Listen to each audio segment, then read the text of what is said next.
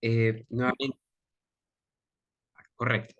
Bien, nuevamente muy buenas noches con todos, con los organizadores, los presentes. Les agradezco nuevamente la amabilidad de la invitación, también su asistencia en el segundo capítulo del diplomado a llevar en Derecho Penal, parte general, ¿no? Bien, antes de ello, estimados estudiantes, ¿se puede apreciar bien las diapositivas? Acabo de proyectar, no sé si por favor me podrían confirmar si se visualiza bien. Sí, profesor, sí se ve. Listo, muy amable, gracias.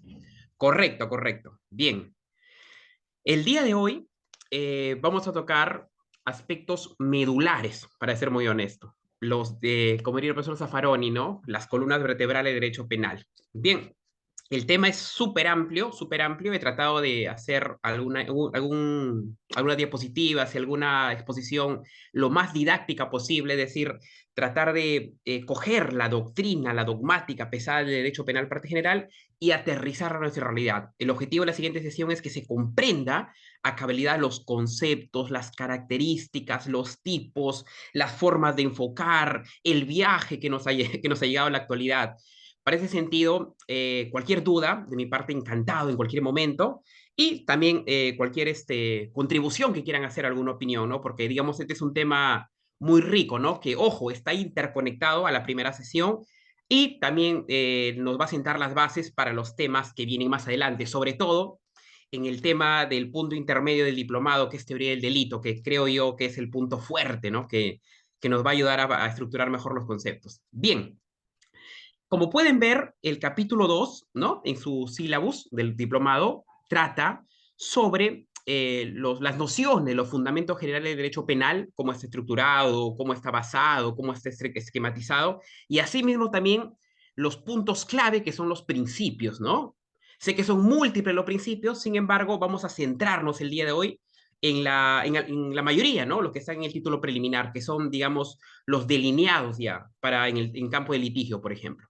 Bien, antes de partir a los fundamentos, a los ejes y a los principios, vamos a hacer un pequeño viaje de unos minutos por algunos saberes previos para recordar, porque, como les comento, la clase pasada está muy, pero muy interconectada.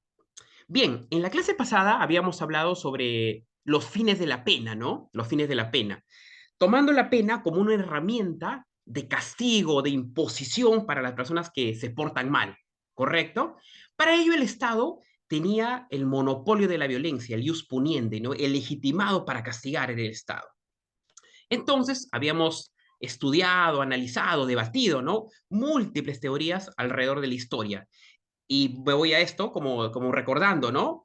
Las teorías absolutas, ¿no? Estaba la expiación, que era una cuestión más religiosa, ¿no? De, digamos, de valgan verdades en base a su concepción de esa postura religiosa, de expiar, de purgar el alma, ¿no? De sacar los pecados como las culpas, ¿no? También teníamos ahí la retribución moral, ¿no? Que es algo que, ojo, ¿ah? Aquí Kant, y es algo que vamos a ver más adelante en la clase del día de hoy, planteaba desde hace varios siglos ya la función de garantía, es decir, la proporcionalidad. ¿Qué quiere decir esto? Que si uno comete 3x de daño, tiene que ser castigado con 3x. Es decir, el juzgador, es decir, la sociedad en base a sus jueces, tiene que aplicar la condena de manera proporcional, de manera medida hacia el daño causado. Es decir, por ejemplo, ¿no? No se le va a dar una cadena perpetua a alguien que ha hurtado un celular, ¿no? Sería absurdo. O en otros países no se le daría la pena de muerte a alguien que ha llegado tarde, por ejemplo, ¿no? Sería totalmente absurdo, ¿no? También hicimos un viaje en las teorías relativas, ¿no? Que si bien no negaba el castigo, pero a diferencia de las absolutas, aquí buscaba una utilidad a la pena. Es decir, que sea prevenir, que sea resocializar, rehabilitar, que no solo quede en el simple, perdón, en el castigo puro y duro que planteaban los retribucionistas, ¿no? En ese sentido, como podemos ver, estas teorías se basaban netamente en legitimar la pena, en legitimar el castigo, en que el Estado aplique su violencia, el ius poniendi, obviamente una violencia legítima, ¿no? Porque como ciudadanos hemos firmado un pacto social donde estamos de acuerdo para darle el monopolio de la violencia al Estado. Eso hemos quedado como sociedad, ¿no? Bien, bien. A ver, algo más. A ver, acá está Kant, como tocamos la semana pasada, la función de garantía en la proporcionalidad, ¿no es cierto? Es algo, un principio que vamos a hacer más adelante. Aquí veíamos al maestro Claude Roxin, ¿no? Y recordando, ¿no? Que si hablamos de teorías de la pena o de la pena, actualmente, por lo menos en nuestro país, se basan las teorías mixtas, ¿no? ¿Qué quiere decir las teorías mixtas? Como dijimos en la clase pasada, que cogían puntos valiosos de las teorías en la historia, ¿no? Por ejemplo, ¿no? De Kant agarraba la proporcionalidad, del maestro Feuerbach agarraba la prevención general, de von Litz, ¿no? Con el programa de Marburgo, tomaban las teorías ¿no? Resocializar, rehabilitar, ¿no? Pero lo que dejaban fuera era la prevención especial negativa. ¿Y por qué la dejaban fuera? Es decir, las teorías de Ferri, Lombroso, Garófalo. ¿Por qué dejaban fuera esas teorías? Porque esas teorías se iban al derecho penal de autor y no al derecho penal de acto. Y obviamente en nuestro país están proscritas, por ejemplo, el derecho penal de autor, ¿no? Se sanciona el daño hecho por la conducta, no se sanciona a la persona. Porque eso obviamente estaría, digamos, contraviniendo, ¿no? Contra los principios, ¿correcto? Bien, acá recordando también, es algo que vamos a ver ahora, cómo Roxin lo planteaba en tres momentos fundamentales o vitales, ¿no? Decía que el primer momento era el momento legislativo, ¿no? Acá está la prevención general negativa de Feuerbach, que decía que en este momento el legislador redacta las leyes, por ejemplo, y lo hace con la intención de que las personas no cometan delitos, ¿no? Pero también había un trasfondo fundamental, que era que al momento de tipificar, por ejemplo, una cadena perpetua para tal delito, buscaba intimidar a la población, buscaba disuadir, buscaba evitar que las personas cometan eso con la criminología mediática, ¿no? Con las políticas de mano dura, que las personas tengan miedo y no lo cometan. El segundo momento, es decir, la imposición de la pena donde la persona se portó mal, es decir, irrumpió o quebrantó la ley, pasa un segundo momento, que es la imposición de la pena, como habíamos quedado, ¿no? Aquí aparecía el momento judicial, donde, valga la redundancia, el Poder Judicial, en base a sus jueces, con el martillo, daba la condena, ¿no? En base a los criterios de proporcionalidad, de legalidad, que vamos a ver más adelante. Aquí veíamos dos teorías, ¿no? La retribución de Immanuel Kant. ¿Por qué? Porque decía, ¿no? Si uno va a condenar, tiene que condenar en base al daño causado. El juez no debe extralimitarse, debe tener parámetros para penalizar a alguien. Y la prevención general positiva. ¿Por qué la prevención general positiva? Aquí vemos el funcionalismo sociológico del maestro Gunther Jacobs, ¿no? ¿Por qué prevención general positiva? Porque el Estado, las instituciones, al hacer justicia, al dictar una condena correcta, la ciudadanía, nosotros, volvemos a confiar en las instituciones, volvemos a confiar en la ley, se impone la ley, se impone, digamos, esa confianza en el Estado, ¿no? Por ejemplo, ¿no? Se le da cadena perpetua a un violador de menores, la ciudadanía considera que es correcto y dice, sí, el Estado ha hecho justicia. Es muy positivo, ellos dicen, ¿no? Bien, una vez condenado la persona, iba al tercer momento, que es el momento ejecutiva de la pena, ¿no? Cuando la persona ya es un reo, está purgando condena. Y aquí lo que dice Roxin, tomando las teorías de von Litz en Alemania, indica que, y ojo, esta está en nuestra constitución, en nuestro código penal. Él dice lo siguiente, ¿no? Que en este momento, si bien la persona se portó mal, delinquió, pero no debe ser tirada al abandono, no debe ser encerrada en la cárcel, sino tiene que rehabilitarse, reeducarse y reinsertarse esa persona que se portó mal. Tiene que volver a ser un ciudadano de bien. No debe dejarse el abandono. Bien, esto era, y como vemos, en las teorías de la pena, que, repito, buscaban legitimar el castigo del Estado. Por ejemplo, habían dos preguntas, ¿no? ¿Para qué y por qué? Y lo respondíamos como con el fin de la pena, cuál es el fin de la pena y cuál es la función que tiene la pena. ¿Correcto? Entonces vemos acá la legitimación. Y ojo, ojo, es bueno precisarlo. Estas teorías buscan legitimar la pena, pero ustedes habrán escuchado también las teorías abolicionistas o las teorías minimalistas, ¿no? Algunos autores, por ejemplo, dicen las teorías abolicionistas que dicen, esas teorías, que buscan que no haya pena, decir, la aniquilación de la pena. Algunos lo consideran utópicos, ¿no? Porque múltiples autores, múltiples catedráticos dicen, ¿no? Que la pena es un mal necesario, ¿no? Porque si no hubiera un castigo, no hubiera un código penal, no hubiera cárceles, la ciudadanía se degeneraría. La pena es un instrumento de control social. Ahora, pero ello, como se han podido dar cuenta en la clase pasada, ha incurrido en una serie de abusos, ¿no? Una serie de abusos. Ahora, algunos autores como el profesor Barata o el profesor Luigi Ferraioli planteaban el minimalismo penal, ¿no? Que era, digamos, que si bien la pena no se eliminaba, pero se agregaba parámetros, se agregaban mecanismos y principios para reducir el rango penal, ¿no? Y eso es muy válido, ¿no? Porque actualmente vemos, por ejemplo, en la política, ¿no? Pasa un fenómeno social, sucede algo y le quieren endilgar todo al derecho penal, ¿no? Cuando está demostrado que las penas no solucionan problemas sociales, más solo lo pueden controlar por un momento determinado, ¿no? Pero, y eso es un ejemplo de algunos países, ¿no? Desarrollados donde han solucionado la delincuencia o situaciones criminológicas en base a la educación, a salarios dignos, ¿no? Eso es algo que plantea el doctor Zaffaroni también. Bien, entonces, como vemos en este primer acápite, en esta introducción de la clase del día de hoy, vemos aquí una consultita más. ¿Se puede ver mi puntero mouse, por favor? ¿Me confirman? ¿Se ve el puntero mouse? ¿Me confirman? Sí, profesor, sí se ve. Gracias, muy amable, gracias. Listo. Bien, entonces habíamos quedado, y ahora sí entramos a la clase de hoy, que es el Estado en base al pacto social que hemos hecho los ciudadanos para... A ver, hay una pregunta, creo. Muchas gracias, Leonardo, muy amable también. Gracias. Bien, entonces habíamos dicho que el Estado es el encargado de tener el ius poniendo, esa arma de castigar al ciudadano que se porta mal. Por ende, por ende, el Estado está en la legitimidad para castigar siempre y cuando alguien comete algo incorrecto, ¿no? Ahora, como toda acción humana tiene errores, por más buena voluntad que haya, toda acción humana tiene errores, hasta los cálculos matemáticos. Ahora bien, ¿qué pasa? ¿Qué pasa? El Estado, el Estado, vamos a representarlo con una espada, ¿no? Y esta espada es el derecho penal, el derecho penal. Y el derecho penal viene a ser el arma, la espada, ¿no? Con el cual se va a castigar y a dañar, pero proporcionalmente, y digo el daño, porque algunos doctrinarios consideran que la pena causa un daño, ¿no es cierto? Es decir, el Estado impone su ius poniente, que es una espada, contra el ciudadano.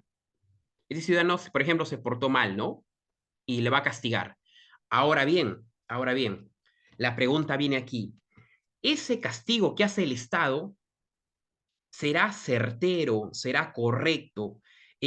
¿No habrá ningún riesgo de abuso?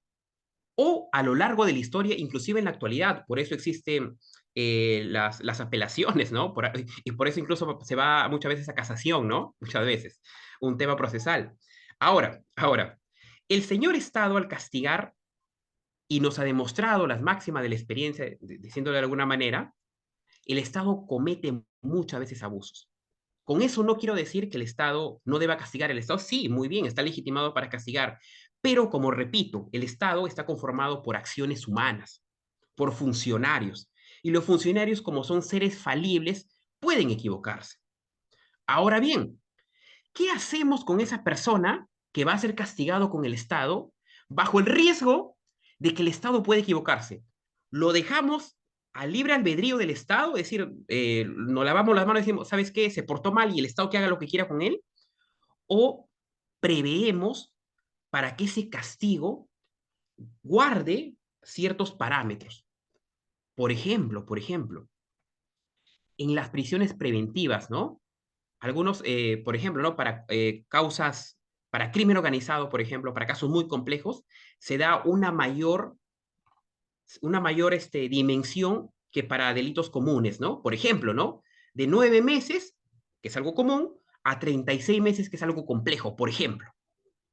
Ahí hay parámetros para medir. O una persona no puede ser perseguida toda su vida. O una persona no se le pueden reabrir perdón, no se le pueden reabrir carpetas sin prueba nueva. Otro ejemplo, el proceso tiene que guardar parámetros. La fiscalía también, y no solo los jueces, la fiscalía muchas veces comete abusos y por eso existe la figura de tutela de derechos. Es decir, el Estado en múltiples veces inclusive ha condenado a inocentes. Hay un grupo jurídico muy, muy importante, se llama Inocentes Perú. Inocentes Perú, si lo buscan en Facebook, en Google, Inocentes Perú, por ejemplo, se encarga de llevar casos de condenas cerradas, personas que han sido condenadas injustamente, porque no se ha dado un debido proceso. Ahora bien, nosotros esperamos a que el Estado abuse o le ponemos un parámetro y ponemos ciertos mecanismos para evitar, y si no lo podemos evitar, para reducir al mínimo que el Estado se equivoque. Para ello existe esta serie de puntos. Y ojo acá pongo derecho procesal penal y ¿por qué? Porque si bien el derecho penal que estamos aprendiendo ahora en este diplomado es el arma para castigar que tiene el Estado, el derecho procesal penal es el escudo.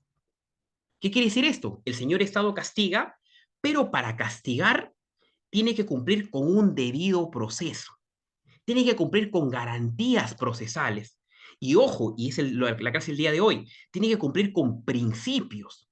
Ejemplo, el Estado no puede castigar por un delito que no estaba establecido previamente en el código. El Estado no puede castigar por algo que no está correctamente tipificado. El Estado no puede castigar cuando no hay el principio de culpabilidad.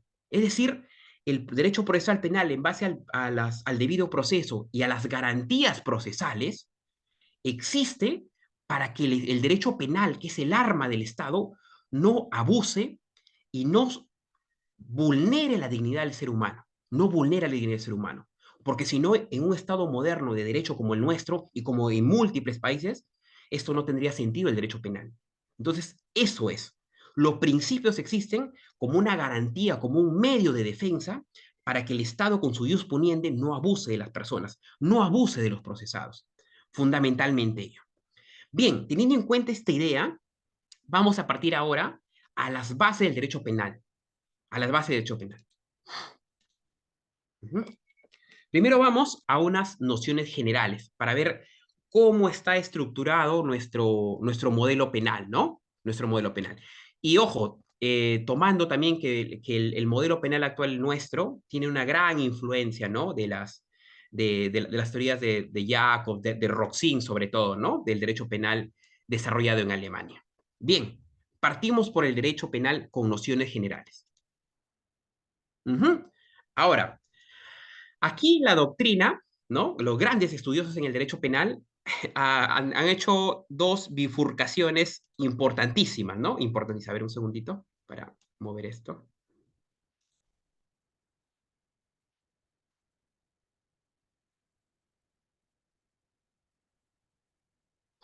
A ver, un segundo. Ya, disculpen, se movió mi pantalla. Ya, bien. Acá vemos, por ejemplo, cuando hablamos del derecho penal, vemos acá dos bloques, ¿no? Vemos arriba un enfoque, una vista sociológica, ¿no es cierto?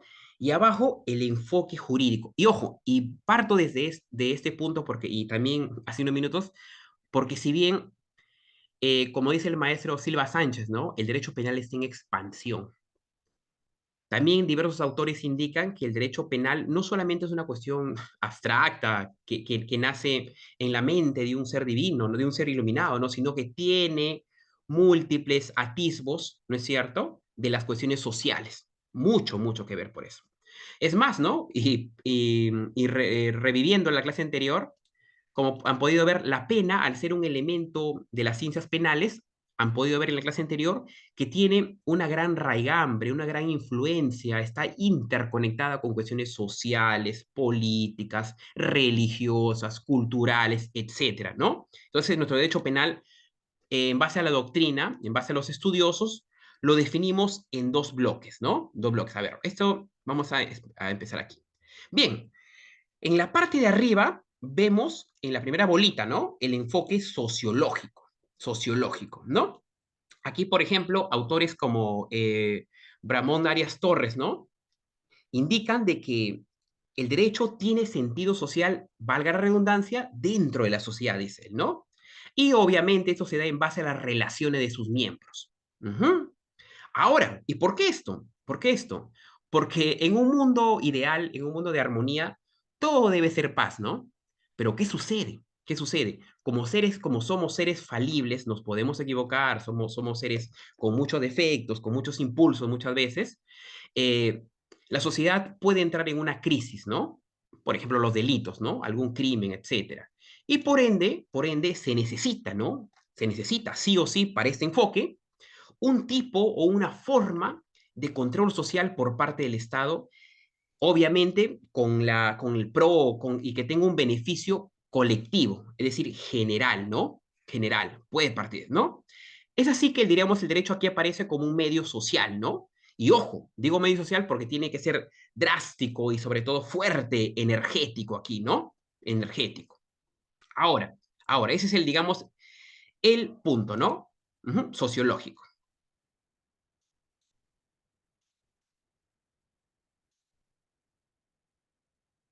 Correcto, por ahí está muy bien. Bien, algunas ideas más, ¿no? Vemos aquí que hemos dicho que tiene control en su sociedad, tiene, digamos, ese punto importante, ¿no? Ahora bien, este es el enfoque sociológico. Ahora vamos a ver el enfoque jurídico o el punto de vista jurídico, ¿no? ¿Qué quiere decir esto, por ejemplo, ¿no? Aquí netamente aterriza ya más en un ordenamiento jurídico penal. Obviamente sabemos nosotros que el derecho penal está inmerso o está dentro, de alguna forma, para decirlo, dentro del derecho público, ¿no? ¿Y por qué está dentro del derecho público, estimados estudiantes, a diferencia del derecho privado, por ejemplo, que es el derecho civil? Porque en el derecho público, si bien ustedes pueden decirme, ¿no? Profesor, hay un sujeto activo, que es el malhechor, y un sujeto pasivo, que es la víctima, que se ha dañado un bien jurídico, ¿no? Pero allí, por ejemplo, se dice derecho público porque el Estado interviene, porque el Estado entra a tallar en el derecho público y el derecho penal. ¿Cómo entra a tallar? Con la policía, con los fiscales, con los jueces, con el TC, etcétera. En cambio, en el derecho privado, por ejemplo, ¿no? En los temas patrimoniales, supongamos, ¿no? En el derecho civil, en el derecho privado, una persona va a comprar y vender una casa. Allí el Estado no entra en la negociación. ¿Por qué? Porque se entiende que el derecho privado, y como lo dice el acto jurídico, ¿no? La manifestación de voluntad destinada a crear, regular, modificar o extinguir relaciones jurídicas entre dos o más personas, como dice el Código Civil, allí el derecho civil y el derecho privado, que es, ¿no? Que está inmerso en el derecho privado, ambas personas tienen la capacidad para negociar. ¿No es cierto? Si quiere, por ejemplo, ¿no? Uno quiere comprar una casa, ofrece un precio, empiezan a negociar, etcétera, ¿no?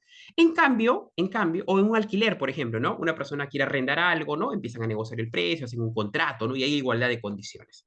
En cambio, el derecho público, enmarcado en el derecho penal, se entiende que esa víctima necesita de que intervenga el Estado. Ejemplo, un abuso sexual contra un menor de edad, por ejemplo. El Estado sí o sí interviene porque el menor de edad no está en la capacidad para protegerse.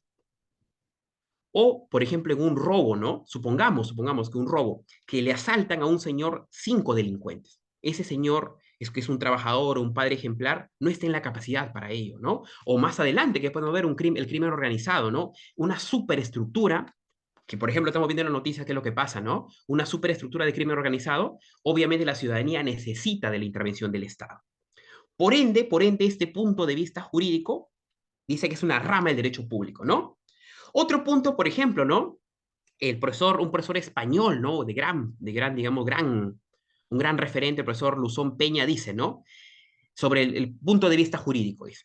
El conjunto de normas jurídicas que advierte delitos y determinadas circunstancias del delincuente y se les asigna como consecuencias jurídicas más importantes de penas o medidas de seguridad. Interesante, ¿no? A ver, sobre este punto, el maestro Roxin, ¿qué es lo que dice, no? A ver, él sobre eso, sobre el punto de vista jurídico indica, ¿no? Que el derecho penal se compone o se estructura de una sumatoria, ¿no? De los preceptos que regulan los presupuestos de una conducta combinada con una pena o una medida de seguridad y corrección. Entonces vemos aquí que ya el Estado interviene sí o sí y de manera muy, muy fuerte. Obviamente con las normas y obviamente en medida de seguridad y corrección, ¿no? Fundamentalmente. Bien, entonces podemos definir o resumir, ¿no? Que el enfoque sociológico del derecho penal tiene sentido en una sociedad, ¿no? Está en sus relaciones entre sus miembros y el enfoque jurídico, ¿no? Que hemos visto lo último, se basa en el derecho público, ¿no? En el ordenamiento jurídico general. Acá aparecen las normas, las leyes, por ejemplo, código penal, algún decreto legislativo, etcétera, ¿no? Y obviamente, de manera general, podemos decir un conjunto de normas jurídicas, ¿no? Lo que nos regulan penalmente. Bien, vamos a precisar un poco más el enfoque sociológico, ¿no? Porque, digamos, el enfoque jurídico es algo que vamos a ver de aquí hasta el final del diplomado, porque tiene que ver con el conjunto de normas y más, la dogmática penal tiene que ver con ello, ¿no? Ahora, vamos a ver cómo se analiza el enfoque sociológico, ¿no? Que es fundamental. Enfoque sociológico. Ujú. Enfoque sociológico o punto de vista sociológico, ¿no? También le podemos denominar, ¿no?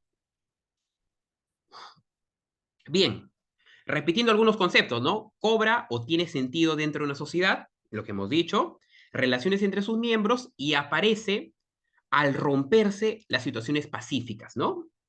Y digamos, esto es algo muy parecido a lo que decía Hegel, ¿no? En su retribucionismo racional, ¿no? Él decía de que los seres humanos, ¿no? Las personas mediante un pacto social acordamos vivir en convivencia, planteamos las leyes, pero existen personas que no quieren cumplir ello. Y obviamente esa persona, que el malhechor, ¿no? Que ya cometió el delito, el delincuente, al irrumpir o al quebrantar el orden, genera una anomalía, ¿no? Una crisis en la sociedad. Y por ende, el Estado tiene que imponer una pena, ¿no? Cuando se rompe la situación pacífica. Ujú. Ahora, como es un punto de vista sociológico y base hacia lo colectivo, ¿no es cierto? Porque si ese sociológico impacta sobre la sociedad, que es lo colectivo, el control por parte del Estado base hacia lo colectivo, ¿no? Fundamentalmente. Ujú. Obviamente también acá aparece como un medio de control social, porque valgan verdades, muchos doctrineros indican, la dogmática indica, ¿no? De que el derecho penal está para un control social, ¿no? Para, digamos, para que la sociedad no se descarrile. El derecho penal lleva las riendas de la sociedad para vivir en un estado idóneo, ¿no? Bueno, o acercarnos a lo idóneo, ¿no? Otro punto dice, aparece cuando, importantísimo, importantísimo. Hay un término en el derecho penal que se llama la última ratio, ¿no? Es decir, podemos decirlo de alguna manera, ¿no? El último recurso, a lo último que podemos recurrir, ¿no? ¿Qué dice aquí? Dice, a ver, aparece cuando los otros medios de solucionar problemas han fallado. Correcto, correcto. A ver, ¿y por qué esto es bueno analizarlo desde el punto de vista sociológico, ¿no? Y como decíamos al inicio, los gobernantes, es decir, en nuestro país y en el mundo, ¿no? Esto es algo que digamos, han escrito muchos doctrinarios, dicen, ¿no? Que sucede un problema y automáticamente dicen, no, vamos a combatir ese problema elevando las penas, ¿no? O creando tipos. Y pregunta, ¿eso ha solucionado, digamos, la problemática de la delincuencia? O, por ejemplo, ¿no? Ya sé que no es otro mecanismo, pero el estado de emergencia, hay que preguntarnos ahora, ya que está tan de moda, el estado de emergencia en determinados distritos, ¿ha solucionado la crisis de la delincuencia? Pregunta, ¿no? ¿Ha solucionado? O digamos, ¿no? Alguien que, a ver, un segundito. A ver, o por ejemplo, ¿no? Decir que hay que elevar, hay que duplicar las condenas para algo, ¿ha reducido tal delito? Viene acá la pregunta, ¿no? Viene acá la pregunta. ¿De verdad eso sucede? ¿O mayormente el derecho penal está siendo usado como una herramienta política? Como una herramienta política. Es una pregunta, una crítica, ¿no? Una crítica, ¿no? Porque, digamos, los países que de verdad han podido solucionar la delincuencia, ¿cómo ha sido, no? Con políticas educativas, con políticas laborales justas, con una política económica correcta, eso ha sido. No ha sido endureciendo las penas, ¿no? Me parece, ¿no? Por ejemplo, los países nórdicos, mucho se habla de los países nórdicos, ¿no? Noruega, por ejemplo, ¿no? Donde las cárceles tienen otro tratamiento, ¿no? No están hacinadas como nuestras cárceles. O, por ejemplo, hay condiciones sociales de más justas, ¿no? La famosa justicia social, ¿no? Parte de ello. Bien, continuamos.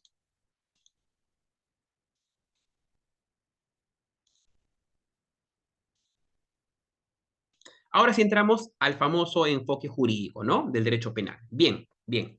Ahora, para entender qué es el derecho penal, hay que primero diferenciarlo de otras especialidades, ¿no? Del derecho civil, del derecho laboral, derecho constitucional. Es decir, ¿qué tiene el derecho penal para ser lo que es, ¿no? O sea, ¿o qué caracteriza el derecho penal? ¿O qué tiene el derecho penal que no tienen otras especialidades, ¿no? Y esto vamos a delimitarlo con las características. A ver, ¿qué es lo que caracteriza para estar hablando de temas penales, ¿no? Vamos a ver.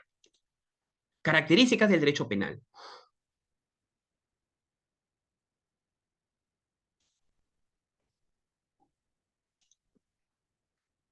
Bien, bien.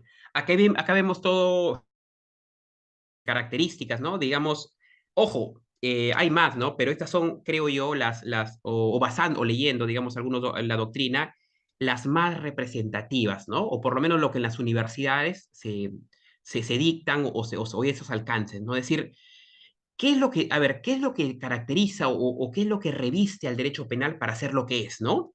A ver. Primer punto, y acá vamos por partes porque vemos esto es base para un entendimiento correcto.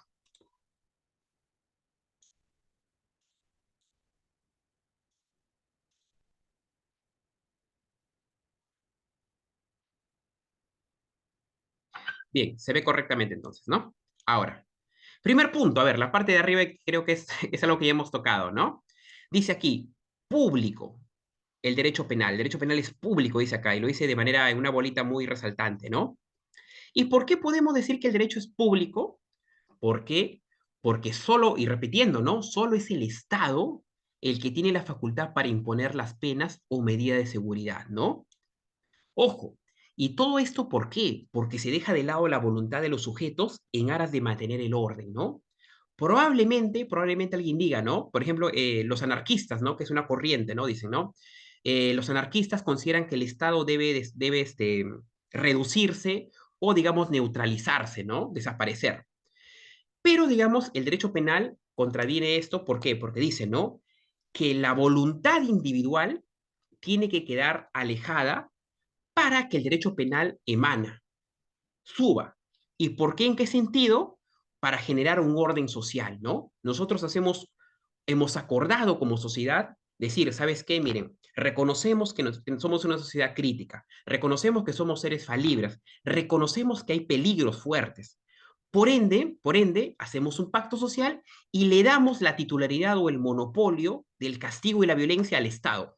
Hey, señor Estado, usted va a aplicar las penas y va a aplicar las medidas de seguridad. Esto decimos. Así, digamos, haya personas que no estén de acuerdo con ello, ¿no? Por eso dice, está por encima de la voluntad de los sujetos, ¿no? Fundamentalmente. A ver, el profesor Roxin en este punto da un aporte valiosísimo. Él dice, y lo diferencia con el derecho civil, ¿no? Que es otra rama muy fuerte, dice aquí. Dado que el derecho penal, a diferencia del derecho civil, no se basa en el principio de equiparación. ¿Y qué entendemos por principio de equiparación? Cuando los sujetos están en igualdad de condiciones, cuando los sujetos negocian sin una interposición o sin ningún peligro. Repito ejemplos, ¿no? Alquilar una casa, comprar una casa, vender una casa, comprar un negocio, comprar una marca, etcétera. Vemos, por ejemplo, que el derecho civil sí está equiparado. En el derecho penal no pasa ello, ¿no? Hay víctimas, hay personas que, digamos, necesitan el socorro del Estado, menores de edad, personas que han sido, digamos, vulneradas por una persona más fuerte, por ejemplo, ¿no? Un secuestro, reciben amenazas, el gota a gota, que es, digamos, una nueva modalidad delictiva que ha nacido en los últimos meses. En ese sentido, va por ahí, ¿no? Entonces, el derecho penal, como dice Roxin, se basa en la subordinación del individuo al Estado. El individuo está, digamos, a imposición del Estado. El Estado está por encima del individuo. Lo subordina al individuo, ¿no? Ujú.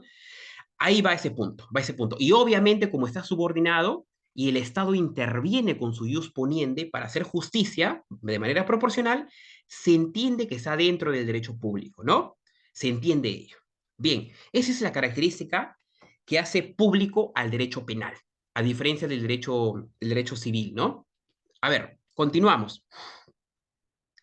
Regulador de conductas humanas, dice aquí. No es, a ver, y esto, digamos, es algo que ya estábamos viendo al inicio, ¿no? Ahora, pregunta, aquí. ¿Cuándo? A ver, recordando, ¿no? Porque sé que es un tema que vamos a ver más adelante, ¿no? Pero por cultura jurídica. Cuando se empieza a estudiar la teoría del delito, ¿no es cierto? Hay unas palabritas que se llaman la acción y la conducta, ¿no?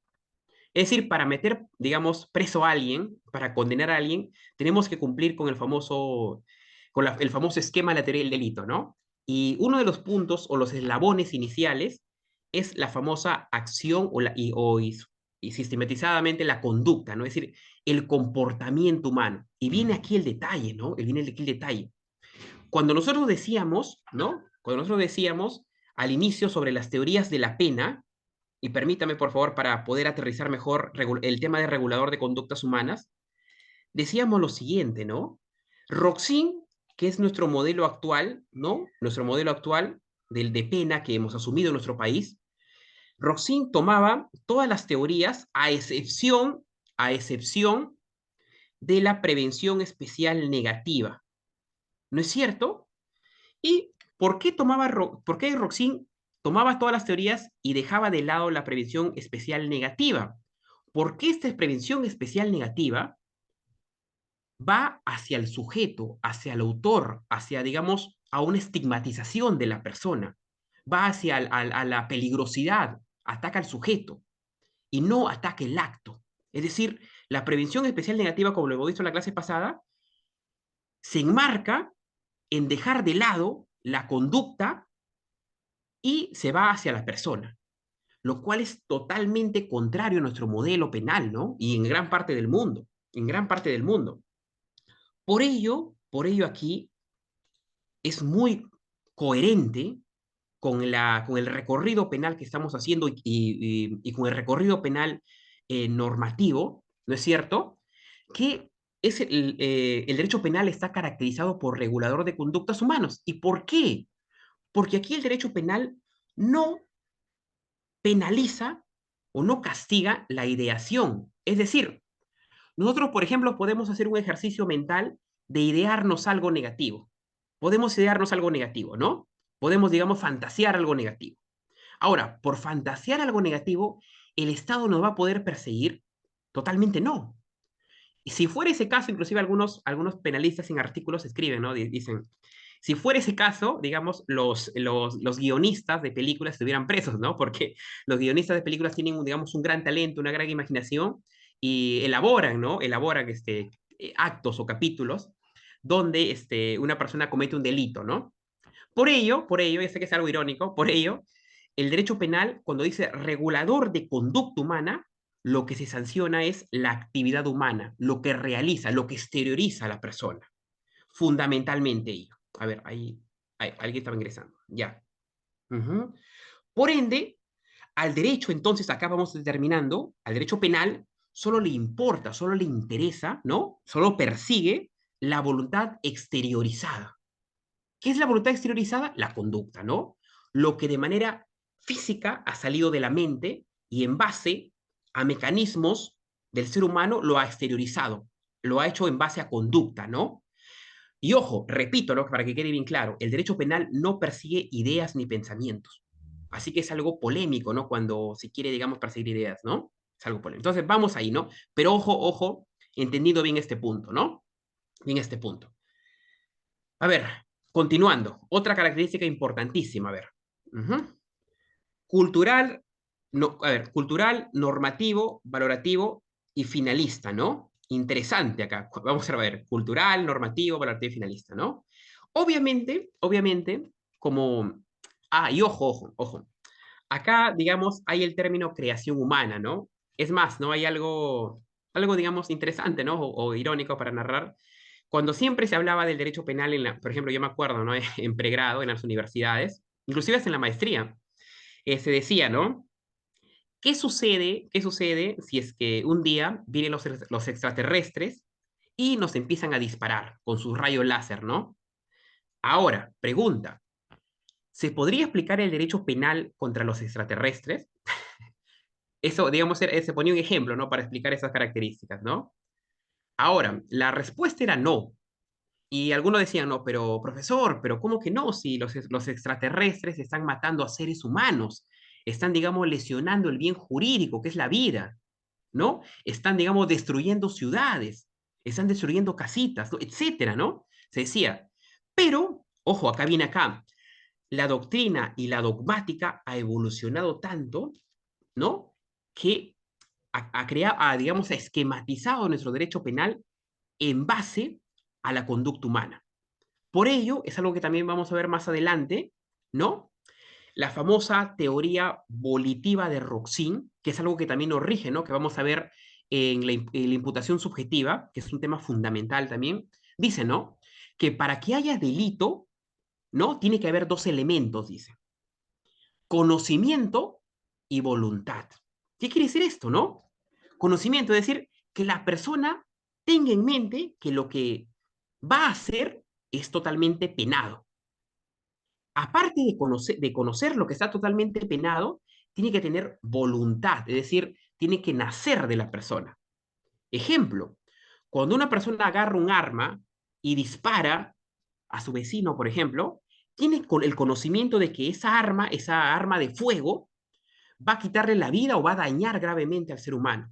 Y no solo ello, que al agarrar ese revólver o ese calibre y disparar, existe toda la fuerza de voluntad para hacerlo. Entonces, conducta humana, ¿no? Actividad humana. Segundo, conocimiento y voluntad también, algo que ya he estudiado. Cuando una persona pone una bomba, ¿no? En el automóvil, por ejemplo, de un político que quiere asesinar, sabe que al poner esa bomba va a quitarle la vida a ese político. Tiene ese conocimiento que ese explosivo es tan fuerte que va a hacer estallar ese carro y por ende a la persona va a hacerle quitarle la vida, ¿no? Y al desplazarse, al obtener esa bomba, al poner esa bomba en ese automóvil, sabe que va a hacer, digamos, quitarle la vida al individuo, ¿no? Pregunta, ahora pregunta. Digamos, reforzando esto. A ver, supongamos que ese político tiene un chofer, ¿no? Ahora, el sicario quiere asesinar al político, pero ese político no se despega de su chofer. Entonces, el sicario, como quiere lograr su cometido de asesinar al político, pone una bomba en el automóvil. Pregunta viene aquí, ¿no? Conducta humana, ojo, ¿ah?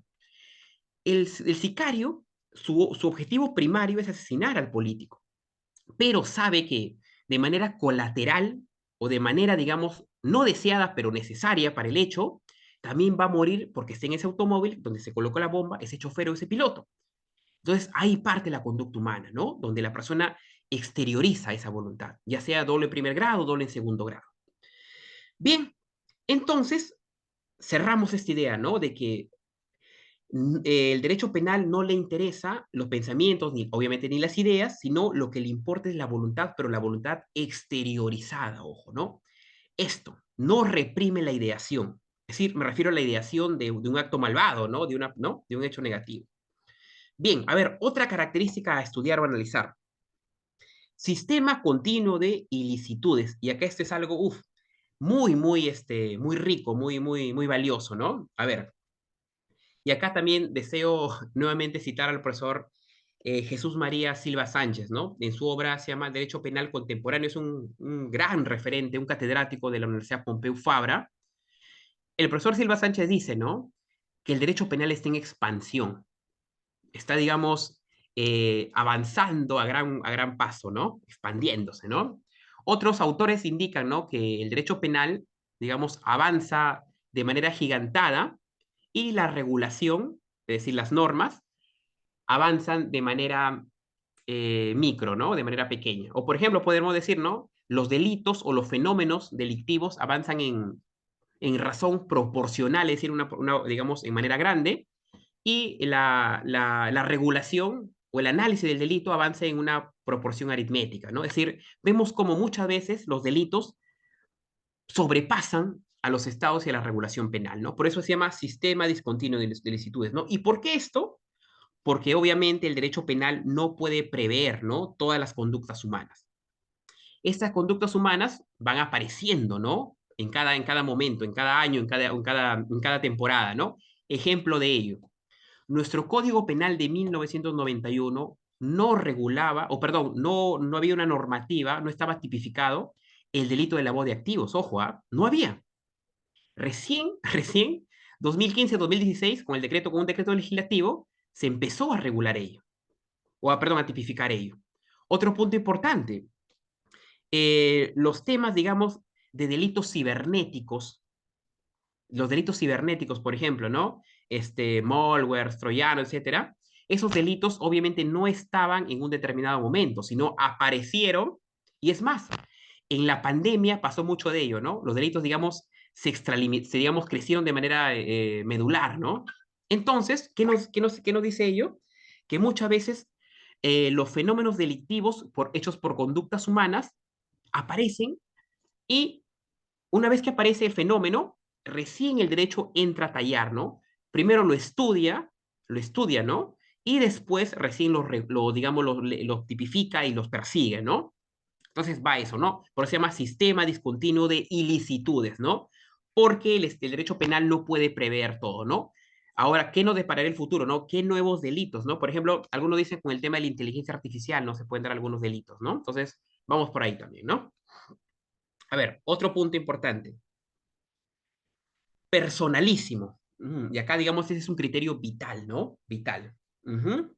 A ver, siempre se indica, ¿no? Cuando uno, por ejemplo, va a un juicio, la condena, a ver, ejemplo, ¿no? En el derecho laboral, ¿no? Lo tomo como modelo, el derecho laboral, hay, digamos, los famosos convenios colectivos, ¿no? Los convenios colectivos. ¿Qué quiere decir esto? Que, por ejemplo, dictaminen algo correcto y eso impacta o beneficia al sindicato en su totalidad, ¿no? Es decir, que el trabajador uno, el trabajador 2, el trabajador 3 tienen ese beneficio. En el derecho penal es distinto.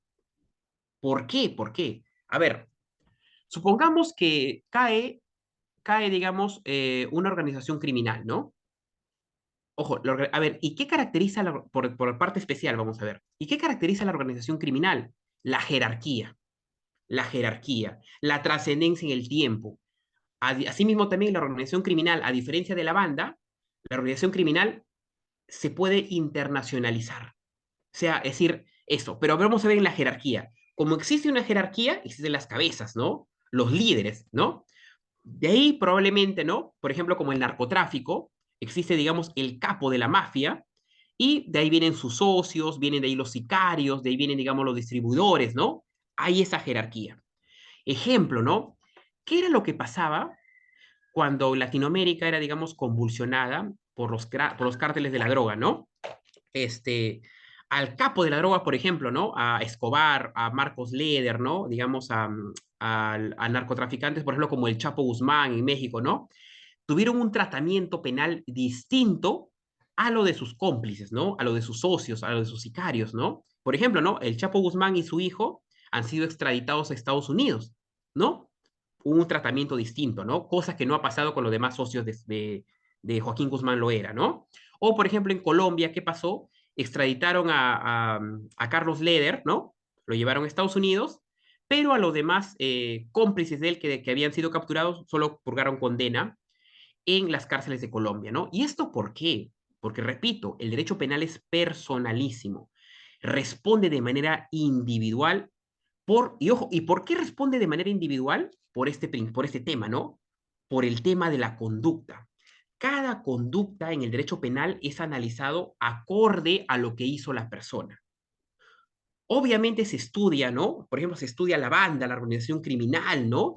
Se estudia el daño que hacen. Sin embargo, en el proceso penal se empieza a determinar en base a la conducta qué responsabilidad, a delimitar la responsabilidad que ha tenido cada uno, ¿no? Uno tiene más responsabilidad que otro, ¿no? El jefe de la banda tiene más responsabilidad que sus cómplices, ¿no? Entonces es personalísimo.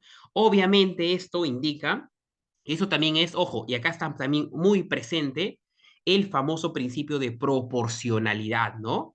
¿Por qué el principio de proporcionalidad? Porque lógicamente, no se va a condenar a Pablo Escobar de la misma manera que, digamos, a un socio, digamos, a un sicario de él, ¿no? Digamos, Escobar tenía mayor poder, mayor fuerza, ¿no?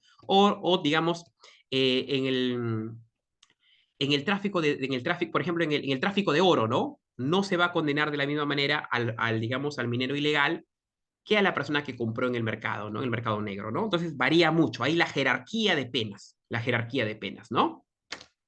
Otro punto más importante, aquí indica también, ¿no? No corresponde a responsabilidad de terceros, obviamente, ¿no? De modo que una causa de extinción de la persecución penal y de la pena es la muerte del procesado sentenciado, ¿no? O lógico, lógico. A ver, cuando murió Pablo Escobar, obviamente al morir Pablo Escobar, ¿no? se extingue la persecución penal, ¿no? Igual el tema, digamos, digamos, de otros grandes criminales, ¿no? Bien, entonces, hasta ahí no hay ninguna pregunta. Vamos avanzando, estimados estudiantes.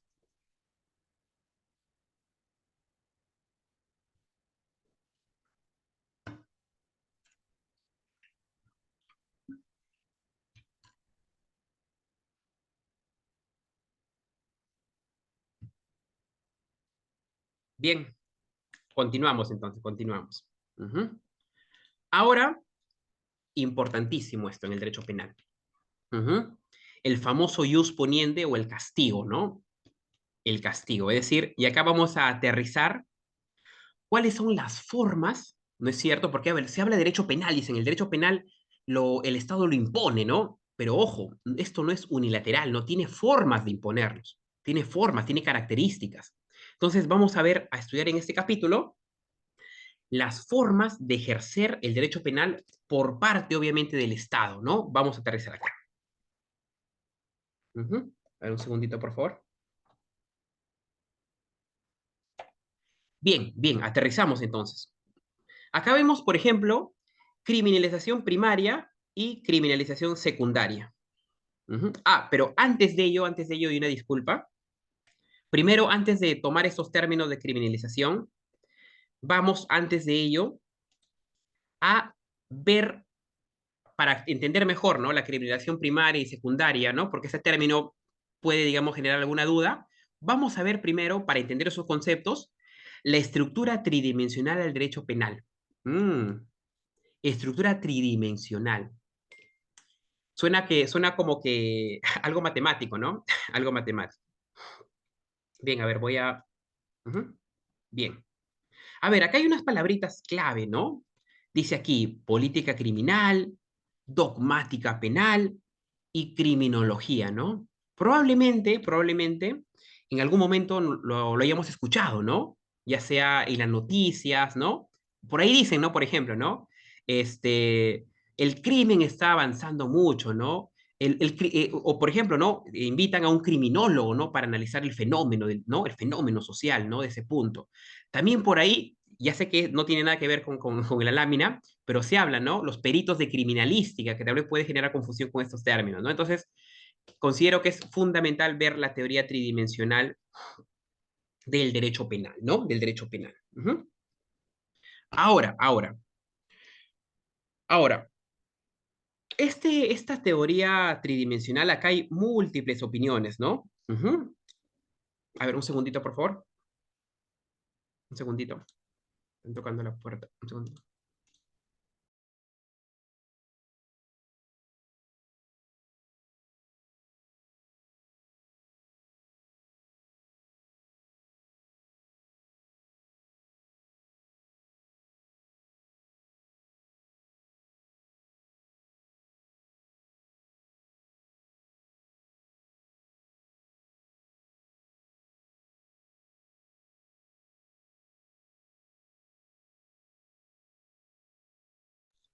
Ya, disculpe, estaban tocando la puerta.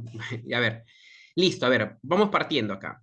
Y acá, ojo, acá, ojo, por ejemplo, a ver, vamos partiendo por una palabra muy bonita, ¿no? Que se llama la dogmática penal, ¿no? Acá, por ejemplo, repito, el profesor Silva Sánchez indica, ¿no? Que la dogmática penal es la excelencia del derecho penal, dice, ¿no?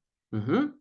Y dice el profesor Silva Sánchez que la política criminal y la criminología, dice, son ciencias auxiliares, ¿no? Pero la base es ella.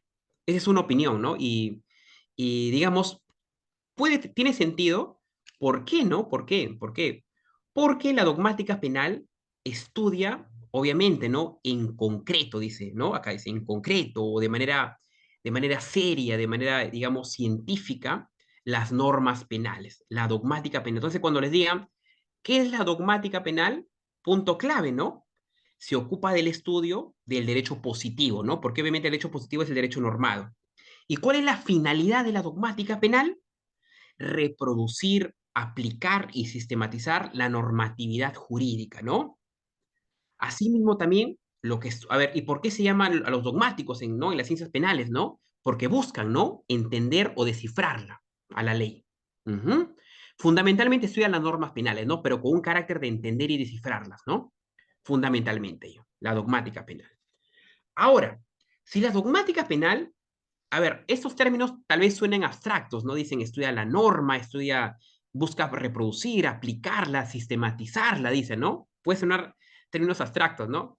Pero es por ello que otros autores indican, ¿no? Que ojo, la criminología, ¿no? Otra doctrina dice, ¿no? Que la criminología, a diferencia de la dogmática penal, la criminología es la ciencia base, dicen algunos, ¿no? ¿Y por qué dicen este concepto que es la ciencia base? Porque, digamos, digamos, a partir de ella, ¿m? El conocimiento o la información proporcionada, o es decir, con la información que tenemos, ¿no? De la sociedad, de los delitos, podemos adoptar medidas para luchar contra la delincuencia. Ejemplo, y ahí es lo que voy, ¿no? A lo que, perdón, a lo que lo decíamos al inicio, ¿no? A ver, cuando ocurre un delito, ¿no es cierto? Un fenómeno, por ejemplo, la trata de personas, ¿no? O lo que se ha dado últimamente con el robo de celulares, ¿no? ¿No es cierto? Ahí, a ver, vamos como ejemplo, ¿no? Vamos a abordarlo en dos esferas, en dos islas, ¿no? A ver, si se quiere abordar, digamos, ese delito, ese fenómeno delictivo, ¿no? Tomando la dogmática penal, lo que vamos a obtener es una ciencia de examen o crítica, ¿no? Vamos a examinar, analizar, ¿no? Así también vamos a, digamos, a intuir, a hacer reflexiones, ¿no? Que nos puedan plantear algunas decisiones, ¿no? Entonces, vemos ahí, ¿no? Y obviamente estamos viendo cómo la norma es estudiada ahí para ese delito, cómo se debe aplicar los principios, ¿no? Etcétera. Ahora bien, ¿qué haría la criminología en ese tema? ¿Qué haría la criminología? Tiene dos puntos importantes, ¿no? Estudia cómo surge el delito, es decir, por qué surgió ese delito, en base a por qué se dio, por qué emanó, ¿no? ¿Por qué, digamos, sucede eso? ¿No es cierto? Y eh, también estudia el sistema, ¿no? Cómo, digamos, se compone ese delito, ¿no? En el sistema. Ahora, a ver, a ver, ¿cómo podría estudiar, ¿no? Por ejemplo, ¿no? Los famosos saqueos, ¿no? Que se dan en un momento de crisis, los saqueos. En nuestra historia, ¿no? Nuestro país ha sido golpeado muchas veces ha sido golpeado por cuestiones políticas, climatológicas, ¿no? Había escasez y se daban los saqueos. Evidentemente, el saqueo daña el bien jurídico, ¿no? Por ejemplo, ¿no? De una bodega, ¿no? Se da el saqueo. Ahora, una persona viendo solamente del aspecto normativo dice, no, hey, ese es un robo, dice, es un robo. Está entrando, rompiendo las lunas, amenazando a los trabajadores y empieza a tomar cosas que no es de él, dice, ¿no? Pero ¿qué diría la criminología aquí? Momento, vamos a ver cómo surge este problema, dice. Da alternativas, ¿no? Una alternativa A puede ser, ¿no? El saqueador es una persona malvada. A, el saqueador lo hace por diversión. Tercera alternativa, por una cuestión de supervivencia podría ser también, ¿no? El saqueo.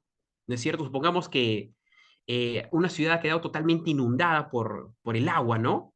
Por ejemplo, lo que se dio en el fenómeno del niño, ¿no? Incluso con lodo, y no hay forma de que los alimentos lleguen a la ciudad. Pasa ello, ¿no? Pasa ello. Entonces la criminología estudia ello, ¿no? El fenómeno, cómo surge el delito, y también en el interior de su sistema de la delincuencia, ¿no? Penetra, ¿no? Ese sistema. Ujú. Entonces, hasta aquí vamos viendo una diferenciación, ¿no? La dogmática penal estudia la norma, mientras la criminología, podemos decantarnos ya, que la criminología estudia el hecho, ¿no? ¿Y por qué el hecho en ese sentido? Porque, digamos, busca comprender, digamos, un conjunto, una gama de medidas preventivas y represivas, ¿no? Esto hace, digamos, a diferencia, ¿no? Ahora, en la criminología hay dos enfoques, ¿no? La clásica y la tradicional, ¿no? La tradicional. ¿No es cierto?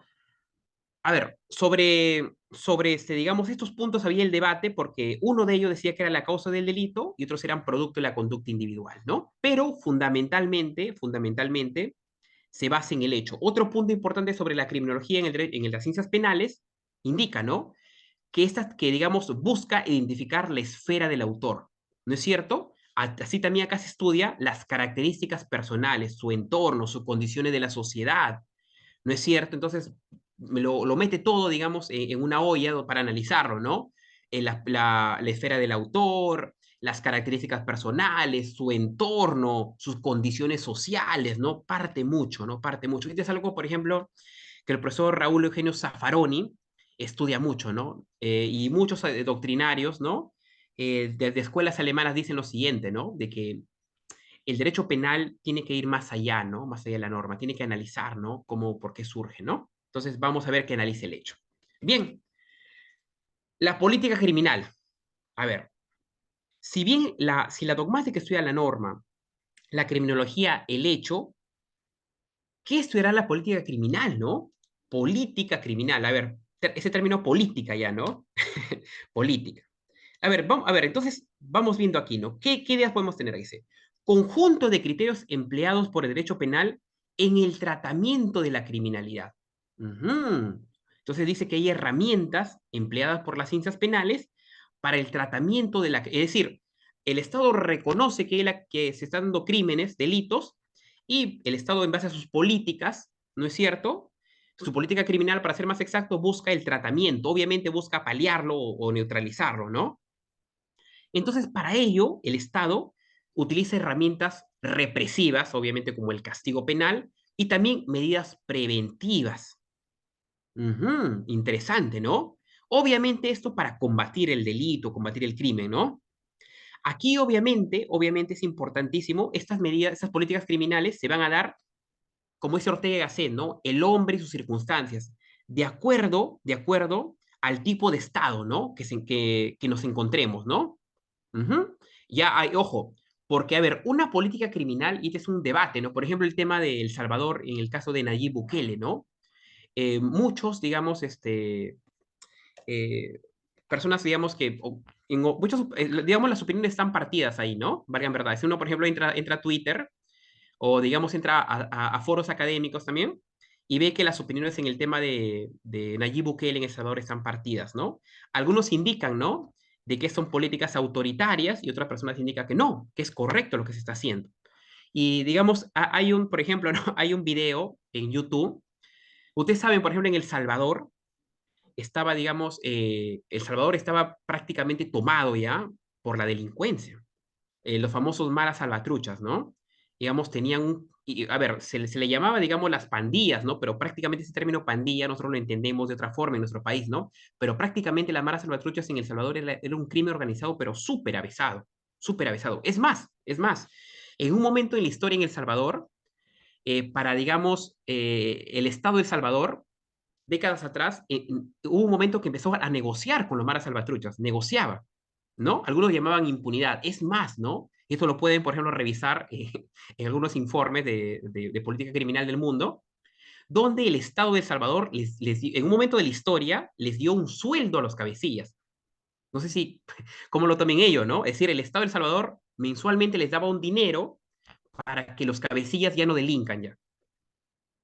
Curioso, ¿no? Prácticamente el Estado se había perdido, digamos, la autoridad en ese sentido, ¿no? Y a pesar de que el Estado le daba plata, entre comillas, perdón, me equivoco, les daba un dinero porque no es un sueldo, digo, entre comillas un sueldo, porque un sueldo es un mecanismo de retribución legal, mejor dicho, les daba un dinero, ¿no? Corrijo ahí, digamos, a los cabecillas de los maras salvatrucha, a pesar de ello, seguían delinquiendo, ¿no? Seguían delinquiendo. Ahora, ¿qué ha pasado? Décadas después llega un presidente Nayib Bukele, e implementa una política criminal, ¿no?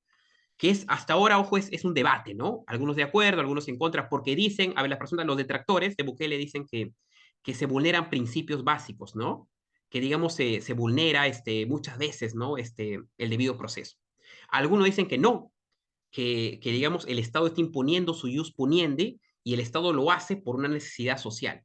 Y hay, por ejemplo, pueden ver en YouTube, hay un video donde El Salvador, por ejemplo, comparan, ¿no? El Salvador en los años 90, los años 2000, 2015, 2017, 2018, es decir, antes que llegue Bukele, ¿qué pasaba en El Salvador, no? Uno ve en YouTube. a las 8 o 9 de la noche, nadie podía salir a las calles ya. Nadie podía salir. Digamos, las personas iban con su cámara, iban a los parques, por ejemplo, y los parques estaban vacíos en El Salvador. ¿Y por qué? Obviamente, ¿no? Por el miedo a la delincuencia, ¿no? A los múltiples delitos que pudiera suceder, ¿no? ¿Y ahora qué pasa? Ahora, por ejemplo, entran a YouTube y pues, se ponen a ver, ¿no? El Salvador, los parques, ¿no? Las calles en El Salvador a las 10 de la noche, 11 de la noche, medianoche, y van a ver que las personas andan con sus hijos, andan con sus familias. O sea, un lugar, digamos, donde la seguridad, digamos, ha podido establecerse, ¿no? Entonces, como pueden ver, hay puntos a favor, puntos en contra, ¿no? Por eso es el debate, ¿no? Pero, entonces, aquí indica lo siguiente, ¿no? En la política criminal. Por eso, aquí, digamos, depende mucho del tipo de Estado, ¿no? Es decir, un Estado autoritario o un social democrático, ¿no? Con donde se respete, ¿no? La dignidad y las garantías, ¿no? Fundamentalmente. Entonces, por ello, la política criminal, como es el conjunto de medidas preventivas y represivas que dispone el Estado, se va más hacia el valor, ¿no? Fundamentalmente. Bien, eso es la estructura tridimensional del derecho penal, ¿no? Fundamentalmente. Ahora, entendiendo ello, vamos a ver cómo el Estado impone su ius poniente, ¿no? En los dos niveles. Ujú. Ya entendiendo qué es la criminología, qué es la política criminal y qué es la dogmática penal, ¿no? Ujú. Segundito para ampliarlo.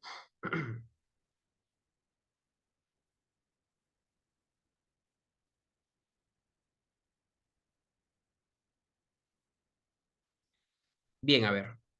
Cuando nos dicen criminalización primaria y secundaria, a ver, decir primaria y secundaria vemos que está en niveles, ¿no? Nos da esa idea, o algo primero o lo segundo, ¿no? Está en niveles, ¿no es cierto? A ver, vamos a estudiar por qué el ius poniente en la forma de que el Estado ejerce ese castigo, ese poder punitivo, se da en dos niveles, ¿no? A ver, primer nivel, criminalización primaria. Ujú. Vamos a ver algunas características, dice acá. A ver, un segundito. Vamos a entender la criminalización primaria, estimados estudiantes, como vamos a ver que es un, digamos, estamos en un proceso, ¿no? Y como es un proceso, ¿no es cierto? En estas ciencias penales, lo que se busca es enervar, cristalizar o crear, ¿no? Crear en lo que el Estado pueda, ¿no? ¿No es cierto? Y obviamente es en abstracto esto, ¿no? El Estado acá crea conductas que va a sancionar, ¿no es cierto? Es decir, el Estado dice, a ver, tal conducta va a ser penalizada, dice aquel Estado. Entonces, el Estado se basa en ello. Es la criminalización primaria, ¿no? Entonces, el Estado establece qué conducta va a ser castigada. Y para ello, como el Estado dice tal conducta es incorrecta, eso dice el señor Estado, por ello, como algo es incorrecto, generan los famosos tipos penales. A ver, prender fuego a la casa de tu vecino es algo, una conducta que el Estado sanciona. ¿No es cierto? Es la conducta incorrecta. Ahora, ¿qué hace el Estado para poder imponer su ius poniendi? Lo tiene que tipificar, ¿no es cierto? En el Código Penal, el famoso tipo penal. ¿No es cierto? Dice, no, obviamente es un daño, ¿no? Un daño patrimonial. Ahí nace o existe la teoría volitiva de Roxin, ¿no? Ahí existe el conocimiento y la voluntad, dice, ¿no? La persona al agarrar, digamos, gasolina y fósforos, ¿no? Sabe que ese elemento genera combustión y va a hacer daño, ¿no? Asimismo, asimismo, hay toda la voluntad y todo el desplazamiento, toda la voluntad exteriorizada para hacer daño. Ujú. Ahora bien, acá hay otro punto importantísimo, dice acá, en lo que estamos viendo, ¿no? También acá entra a tallar el famoso principio de legalidad, ¿no? ¿Por qué el principio de legalidad? Y me voy adelantando ya, ¿no es cierto? Porque todo está interconectado, porque, digamos, el Estado tiene esa facultad creadora o generadora, ¿no? Que está en el ojo. A ver, entendido por principio de legalidad, y decimos que el Estado tiene esa facultad creadora, ¿no? Ojo, pero para ser más preciso, es el legislador el que crea las leyes, ¿no? El Estado crea una ley, los legisladores, ¿no es cierto? Y esa ley, a partir de que se publique esa ley, ya empieza a regir el castigo. ¿No es cierto? A ver, un ejemplo. En Estados Unidos, y también es un tema histórico, ¿no? En Estados Unidos hubo un momento, ¿no es cierto?, donde se prohibió la venta y producción del alcohol. Es decir, estaba prohibido en Norteamérica consumir y vender alcohol. obviamente también producirlo, ¿no? Lógico. Entonces, esa ley empezó a regir en determinado momento. Supongamos que empieza a regir un día el lunes. Un lunes, a ver, vamos a hacer un ejemplo. Un lunes 27, ¿ya? Es decir, a partir del lunes 27, las personas ya no podían comprar alcohol, ya no podían producir alcohol, ya no podían vender alcohol, no estaba penado. ¿No es cierto? El principio de legalidad, estaba establecido en sus leyes. A ver, caso peruano, vamos a ver un caso peruano. Repito, el tema de, por ejemplo, ¿no? De lavado de activos, cibercrimen, etcétera, eso también no estaba regulado en nuestro código. No estaba regulado. Recién con un decreto legislativo tuvo que pasar. ¿No es cierto? Entonces, vamos ahí, ¿no? ¿Qué hace el Estado con la tipificación y con el principio de legalidad? Analiza la conducta y el legislador especifica o cristaliza en la ley lo que no se debe hacer.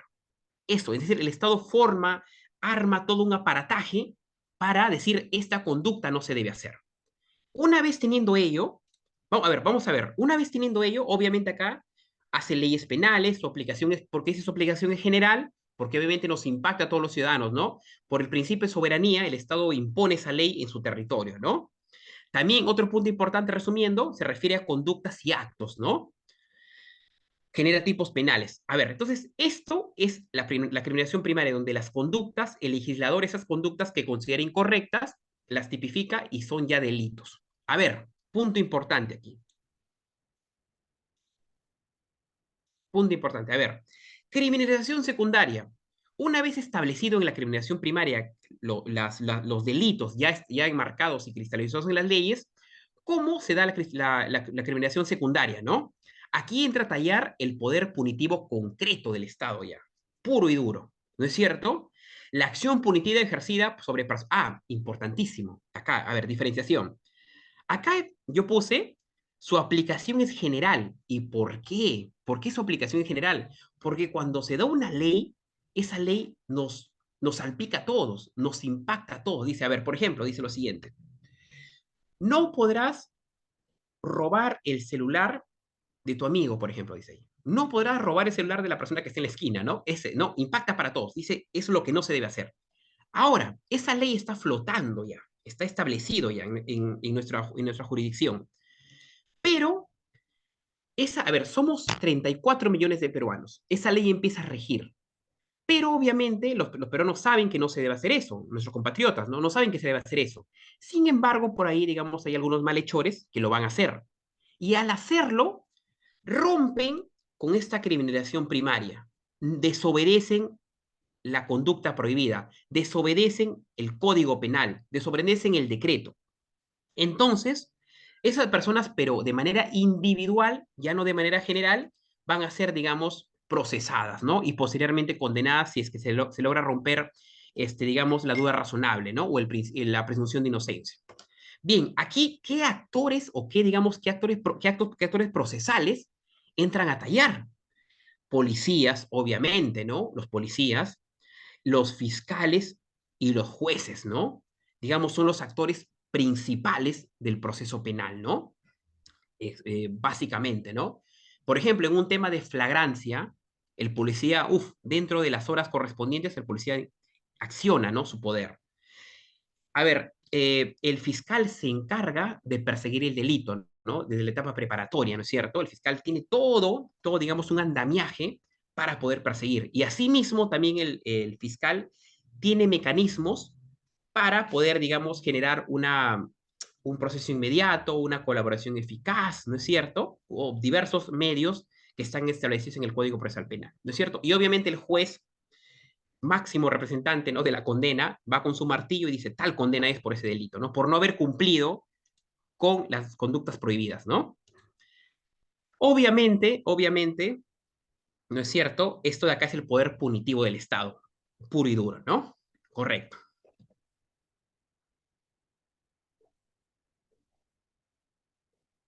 Bien, esto ya lo hemos tocado, ¿no es cierto? Es la estructura tridimensional. Genial. Ahora, una vez habiendo recorrido conceptos, características, puntos dogmáticos, fundamentos de derecho penal, vamos a ver algo importantísimo, ¿ah? Importantísimo. Y digamos, esta página, esta diapositiva 21 tiene mucho que ver con lo que iniciamos, ¿no? Hemos, digamos, estudiado en este recorrido todo lo que es el derecho penal, lo que lo caracteriza, cómo se lleva en práctica, cuáles son las funciones del Estado, ¿no? La diferenciación de otros tipos, etcétera, ¿no? Pero acá hay algo importante, ¿no? Recordando. Inclusive estamos hablando de manera optimista del derecho penal, ¿no? Pero lo que no estamos viendo, y eso es algo que se ve en el proceso penal, la acción incorrecta del derecho penal, ¿no? La acción incorrecta, el proceso indebido, ¿no? ¿No es cierto? ¿Y por qué? Y repito esto, ¿no? No por una cuestión de mala fe, que puede pasar también, ¿no? Pero fundamentalmente porque somos seres falibles, nos equivocamos, los fiscales y los jueces se equivocan también. Por eso, como les digo, no hay, por ejemplo, en la etapa preparatoria hay la tutela de derechos, ¿no? Cuando se vulnera un derecho fundamental o un derecho establecido en el artículo 71 del Código, se acciona la tutela, ¿no? O, por ejemplo, ¿qué pasa cuando hay la famosa prueba prohibida, ¿no? Un chuponeo, por ejemplo, que es la interceptación telefónica. ¿Será válida esa prueba? O cuando se hace un allanamiento sin una orden judicial. ¿Valdrá esos elementos? Viene la pregunta acá, ¿no? O cuando a una persona en un proceso penal le hacen declarar sin la presencia de su abogado. Pregunta, ¿valdrá ello también? Obviamente no, ¿no? O cuando una persona es obligada a firmar algo, a declarar algo, bajo medidas de violencia, de coacción, ¿no es cierto? O cuando no se permite el análisis del médico legista, etcétera, ¿no? Para ello, para ello existe el debido proceso. Y para ser más específico, las garantías y los principios que vamos a ver ahora.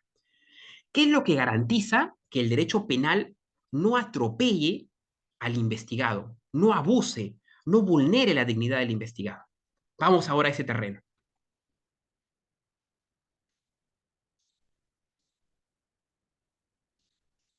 Bien, bien.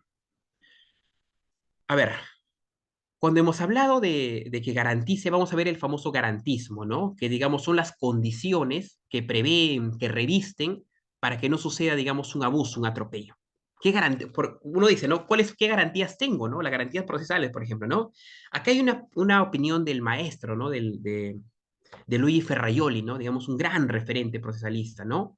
A ver, ¿qué dice él sobre el garantismo, ¿no? Dice acá. La expresión garantismo en su sentido estricto, de garantismo penal, aterriza en garantismo penal, surgió de la cultura jurídica italiana, ¿no? De izquierda a la segunda mitad de los años 70, como respuesta teórica a la legislación y a la jurisdicción de emergencia que aquel entonces redujeron de diferentes formas y él ya sí debe... A ver, magnífico. Acá veo dos palabras, dice aquí. Garantismo penal surgió. ¿Por qué surgió el garantismo penal? Dice aquí, ¿no? Porque se redujo, ¿no? Las diferentes formas y el ya débil sistema de garantías procesales, ¿no? Es decir, en un momento de la historia, dice Ferraioli, ¿no? Las garantías procesales empezaron a tambalear, a reducirse, ¿no? Por eso el garantismo ingresa, ¿no? A ver, ¿qué me dice el maestro Ferraioli? En ese sentido, el garantismo aparece asociado a la tradición clásica del pensamiento penal liberal, que respeta, digamos, las libertades, ¿no? Y se relaciona a la exigencia típica de la ilustración jurídica de la tutela del derecho a la vida. Entonces vamos viendo que el garantismo existe para revestir, para proteger al procesado, supongamos, ¿no? Para que el Estado no abuse en el proceso. Ahora, ¿cómo podemos aterrizar ello? Los principios. A ver, antes de, digamos, ir al maestro Robert Alexi, ¿no? Que es una cita muy buena, vamos a hacer, digamos, una mecánica de los principios, ¿no? Ujú. A ver, cuando estudiamos introducción al derecho y nos dicen, ¿no? A ver, jóvenes nos dicen, ¿no? ¿Cuáles son las fuentes del derecho, ¿no? Uno dice, la ley, profesor, dice, ¿no? Dicen, la doctrina, genial, ¿no? Es decir, las opiniones de los estudiosos, ¿no? La jurisprudencia, genial, ¿no? Que dice, digamos, la Corte Suprema, ¿no? Lo que es el TC, magnífico. Y también son los principios. ¿Y por qué? A ver, un principio, y basándonos en la doctrina, son los rectores, son las directrices, son las formas, las guías de que algo se conduzca de manera correcta, de lo que se debe hacer. Ahora bien, cuando en un momento de la historia jurídica hay vacíos, ahí entra a tallar los principios para justamente, valga la redundancia, llenar esos vacíos. Principios básicos, ¿no? Y también los principios, en el derecho penal, por ejemplo, evitan los abusos procesales, evitan el ius poniente del Estado. A ver, El maestro Robert Alexi, ¿qué nos dice?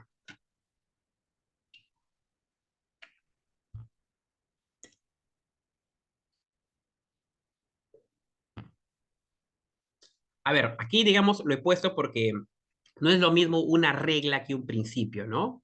Por ejemplo, puede haber reglas de conducta, ¿no? A ver, vamos a ver.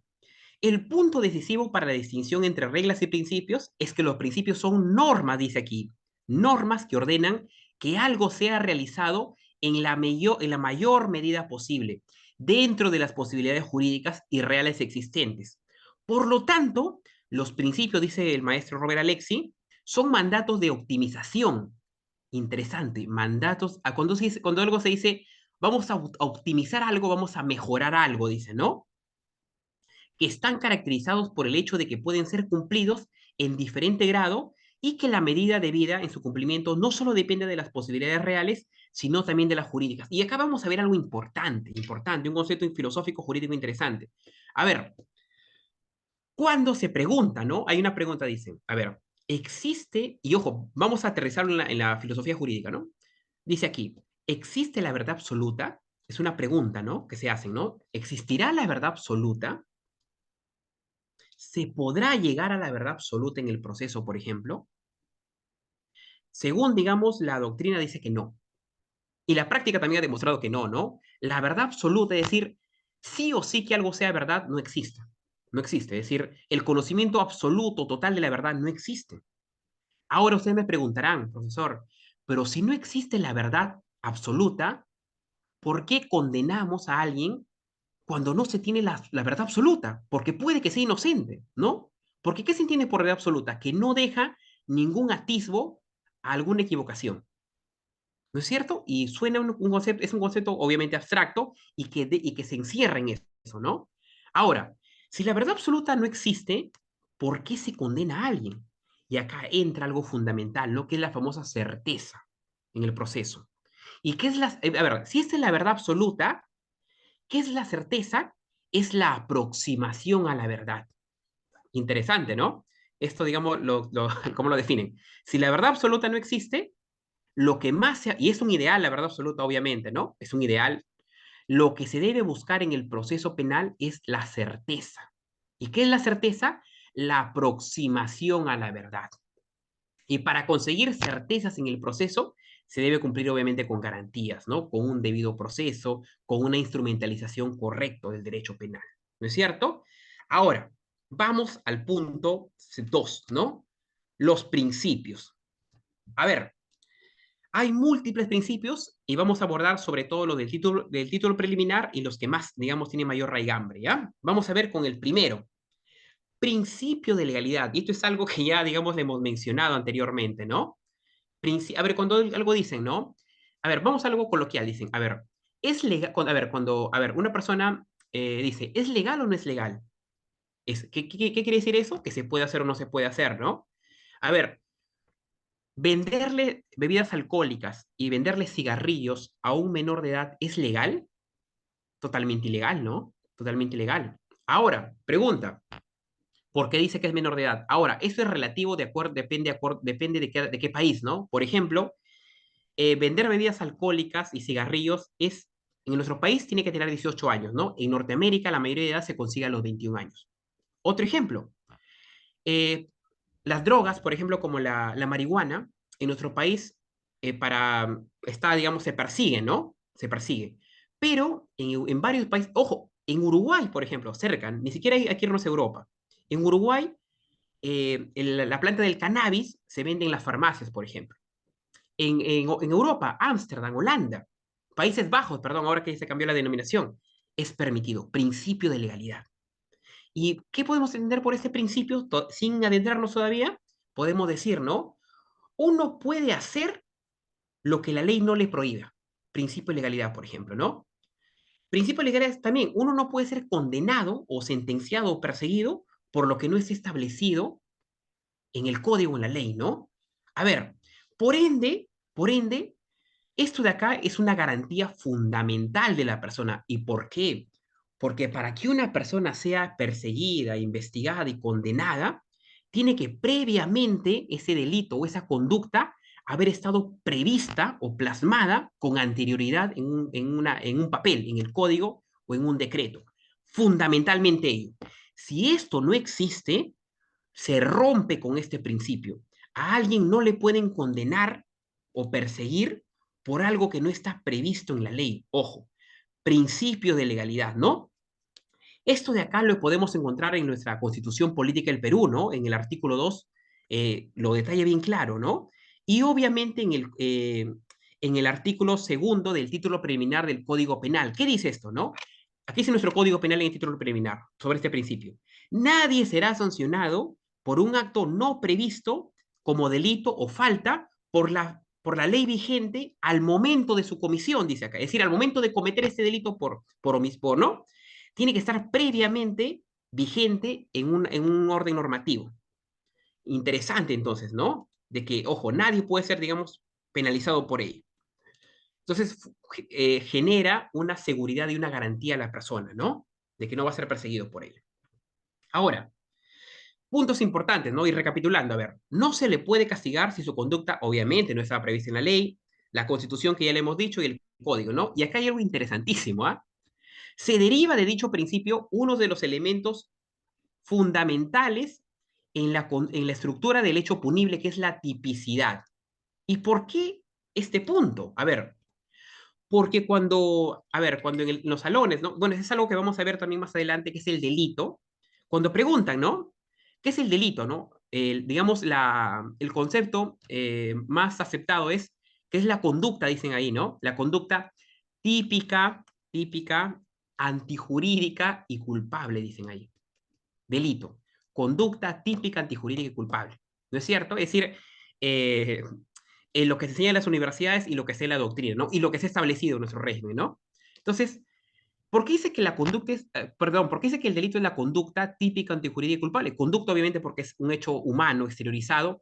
Típico, porque valga la redundancia, está establecido, está plasmado en una ley, en un código. ¿Y en base a qué? En base al principio de legalidad. ¿Qué dice ello? Que para perseguir una determinada conducta, un determinado malhechor, ese hecho delictivo tiene que haber estado previsto ya. Si no, es incorrecto aplicarlo. ¿No es cierto? Entonces, principio de legalidad. Ahora bien, esto no queda aquí. Sobre este principio de legalidad, digamos, hay consecuencias, ¿no es cierto? Hay otros métodos de aplicación. Ujú. Consecuencias en su aplicación. La famosa prohibición por analogía. Prohibición por analogía. ¿Qué quiere decir esto? Que no se puede trasladar una regla jurídica a otro caso no regulado en la ley por la vía de la argumentación o la semejanza. ¿No es cierto? ¿Por qué esto, no? Porque cada hecho tiene determinados temas, ¿no? Y por analogía no se puede hacer en nuestro país. Está totalmente prohibido. Pero esto tiene una excepción, ¿ah? Salvo en la aplicación de analogía que opera respecto a normas penales que contienen atenuantes o eximientes. ¿Qué quiere decir esto? Que beneficie al investigado, ¿no? Puede pasar ello. Otro punto, prohibición de derecho, ¿no? Prohibición de derecho, que dice acá, ¿no? A ver, y esto de acá, la famosa, a ver, un segundito, segundito, se me congeló la pantalla un segundito, chicos, discúlpenme.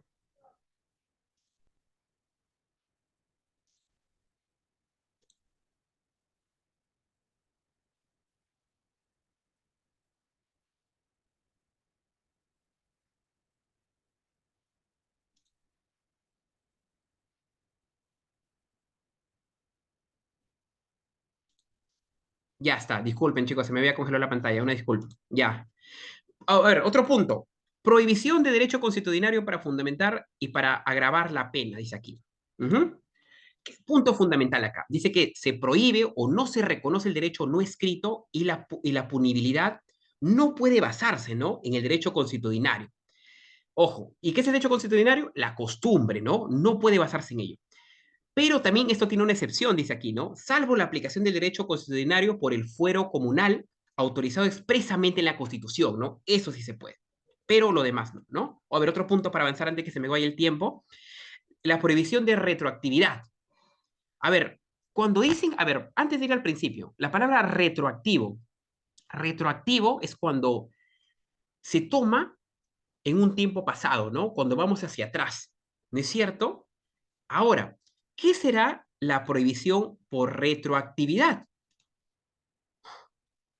Aquí, digamos, el hecho, digamos, obviamente el hecho analizado, tiene que ser punible o castigado al momento de su comisión, ¿no es cierto? Y la pena, ojo, también tiene que estar preestablecida.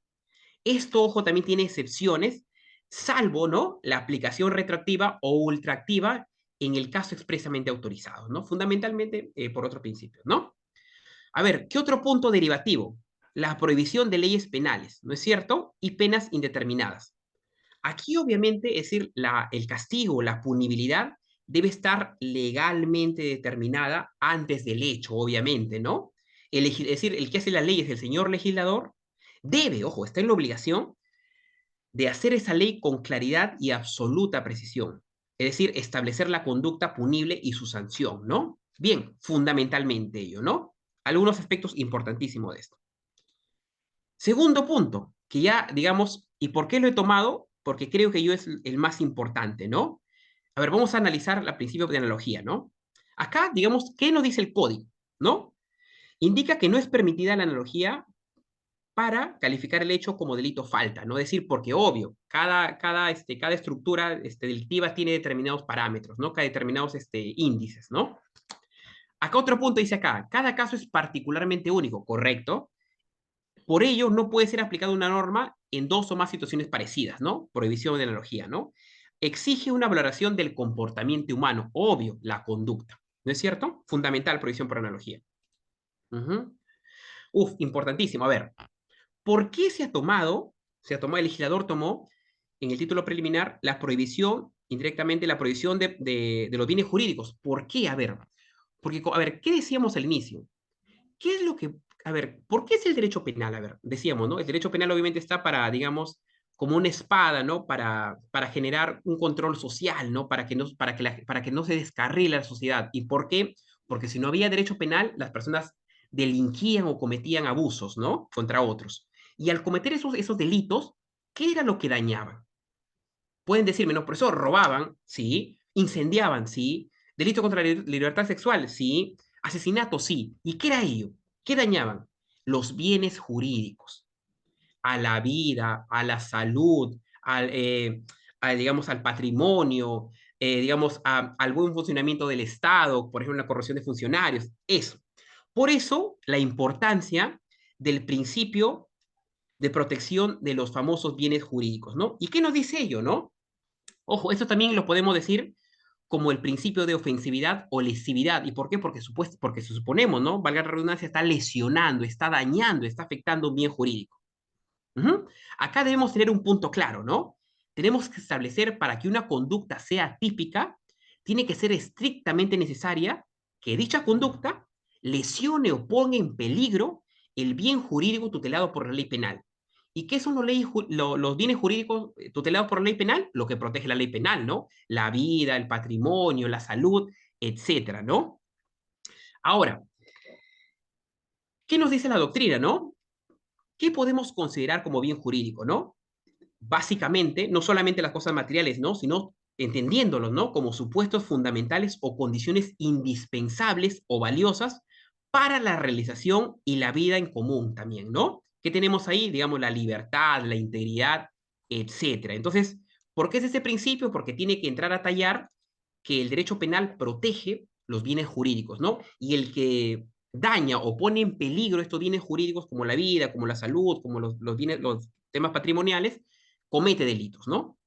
Por eso este principio de bienes jurídicos. Protección de bienes jurídicos. A ver, principio de garantía judicial y debido proceso. Yo sé que, digamos, esto puede tener una connotación más hacia lo procesal, pero ¿por qué es importante? ¿Por qué es importante tocarlo, ¿no? O al menos considerarlo, ¿no? A ver, básicamente, a ver, puntos. A ver, acá vemos el principio de juicio legal o el debido proceso, ¿no? ¿Qué es lo que implica esto, no? Que la pena puede ser impuesta por el Poder Judicial mediante resoluciones debidamente motivadas, evidentemente observando los estándares de justicia, de razonabilidad y proporcionalidad, ¿no? Y que la sentencia, evidentemente, del Poder Judicial o del señor juez sea el resultado, ¿no? O emane de un procedimiento previo regular, ¿no es cierto? Y ojo, tiene que haber estrictamente acá o obligatoriamente la famosa imparcialidad, ¿no? Fundamentalmente ese principio. Si no se respeta ello, es decir, no hay, la justicia no se da por razonabilidad, por proporcionalidad, y la sentencia no ha sido producto de un resultado previo y regular, bajo la garantía de imparcialidad, se está rompiendo ese principio y obviamente el proceso penal no estaría llegando a buen puerto, ¿no? Estaría fallando aquí. A ver, algunos puntos importantes, dice acá. La necesidad de que sea un proceso en el que se observe, obviamente tiene que haber las mínimas garantías. La sentencia sea un resultado, procedimiento previo, regular, correcto, la garantía de imparcialidad.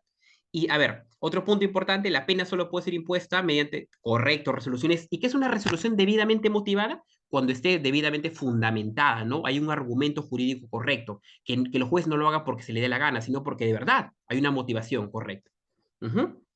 Obviamente garantías mínimas, nuevamente repite, y aquí, digamos, dos puntos importantes, dice acá. Independencia judicial, correcto. Motivación de resoluciones judiciales, correcto. Instancia plural, magnífico. ¿Por qué? Porque como ustedes saben, en nuestro proceso penal tiene, digamos, diversas instancias, diversas etapas, ¿no? Donde podemos salvaguardar un derecho o reclamar algo que creemos que ha sido vulnerado, ¿no? Por ejemplo, el famoso juez de garantías, ¿no? Otro punto importante que también la prohibición de revivir procesos fenecidos, ¿no? Ejemplo, cuando una sentencia es firme, ¿se podrá, digamos, volver a perseguir a la persona? Obviamente no, ¿no? Si, digamos, si no hay, si se desea, o si se desea emplear los mismos argumentos que se empleó para esa sentencia firme, no tiene ningún sentido, ¿no? Por eso es un principio de garantía judicial y debido proceso, ¿no? Correcto. Principio de culpabilidad, y esto es algo que también Immanuel Kant en su función de garantía hablaba bastante, ¿no? El principio de culpabilidad. Un segundito.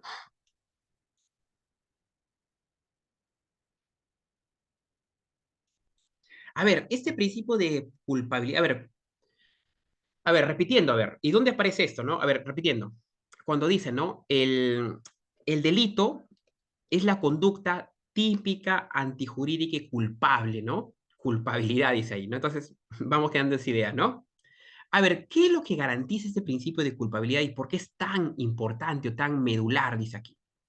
Lo que se busca garantizar es que cuando se impone una pena, solo debe realizarse cuando el hecho sea reprochable al autor. Obviamente, ¿no? Ese hecho tiene que aterrizar sobre ese autor. No se puede derivar a otra persona o no se puede usar conjeturas para culpabilizar a un autor, ¿no? Tiene que tener los parámetros para ese autor. Acá, digamos, podemos ramificarlo, como dice, en tres puntos, ¿no? Como fundamento de la pena, por ejemplo, ¿no? Este principio garantiza que la imposición de la pena solo debe hacerse cuando el hecho sea reprochable. El autor, punto uno. Punto dos, como fundamento para la medición de la pena, dice aquí. Es decir, que, digamos, la respuesta punitiva del Estado, del ius poniende, tiene que ser graduada tomando el grado de culpabilidad, ¿no? Es decir, por ejemplo, ¿no? ¿Cuál ha sido el bien jurídico, ¿no? Porque no es lo mismo, este, por ejemplo, chocar y romper un semáforo a, digamos, disparar a alguien, ¿no? O no es lo mismo, este, la minería ilegal que el secuestro agravado, ¿no? No es lo mismo, ¿no? Entonces tiene que haber una gradualidad. O no es lo mismo también poner una bomba donde murió una sola persona que poner una bomba donde murió, por ejemplo, 50 personas, ¿no? Tiene que ser graduado la culpabilidad ahí. Asimismo también, esto también es un candado, ¿no? ¿Por qué? Porque es un impedimento para establecer responsabilidad por resultados. Magnífico, ¿no? Entonces, punto importante, ¿no? A ver, ¿qué más podemos ver aquí? Dice acá, la posibilidad de reprochar penalmente al autor de un acto, u omisión. A ver, vamos adelantándonos un poquito, ¿ya? ¿Por qué dice que algo puede ser un delito por acto y omisión? A ver, vamos con unos ejemplos. Lo vamos a ver más adelante, ¿no? En teoría el delito, pero vamos adelantándonos, ¿no? A ver, nosotros hemos dicho desde el inicio que a la persona no se le va a penalizar por su ideación y no por ser quien es, ¿no? Sino por la exteriorización de la voluntad, por la conducta. Ejemplo, un acto penal, no un acto reprochable penalmente. tomar un cuchillo y, valga la redundancia, y digamos, generar grandes lesiones a una señora, por ejemplo, en la calle. Ahora, ese es un acto, ¿no es cierto? Un acto penal, ¿no? Por, digamos, por una conducta reprochable. Ahora, esa señora llega a la ambulancia y la llevan al hospital. Ahora, ¿qué sucede? ¿Qué sucede si un médico está, digamos, no desea operarla a la señora, no desea intervenir? ¿Por qué? Porque dice, no, ¿sabes qué? Mejor prefiero ir a conversar con mis amigos o prefiero estar bailando en una fiesta. Ese médico estaría, digamos, delinquiendo, pero no por haberle, digamos, acuchillado a la señora, sino por una omisión a la función. Él está en la obligación de atender a la señora, pero ha omitido su función y por ende también comete un delito por omisión. ¿No es cierto? Bien, eso es el principio de culpabilidad. A ver, vamos al último principio de la clase. Acá, y lo dejé el último por obvias razones, ¿no? Porque tiene que ver con algo que vimos en la primera clase y lo hemos vuelto a repasar el día de hoy. El tema de la proporcionalidad. Ujú. Nuestro amigo, el gran Immanuel Kant, ¿no? La proporcionalidad, ¿no? Algo que se planteó hace varios siglos, pero sigue ultra presente.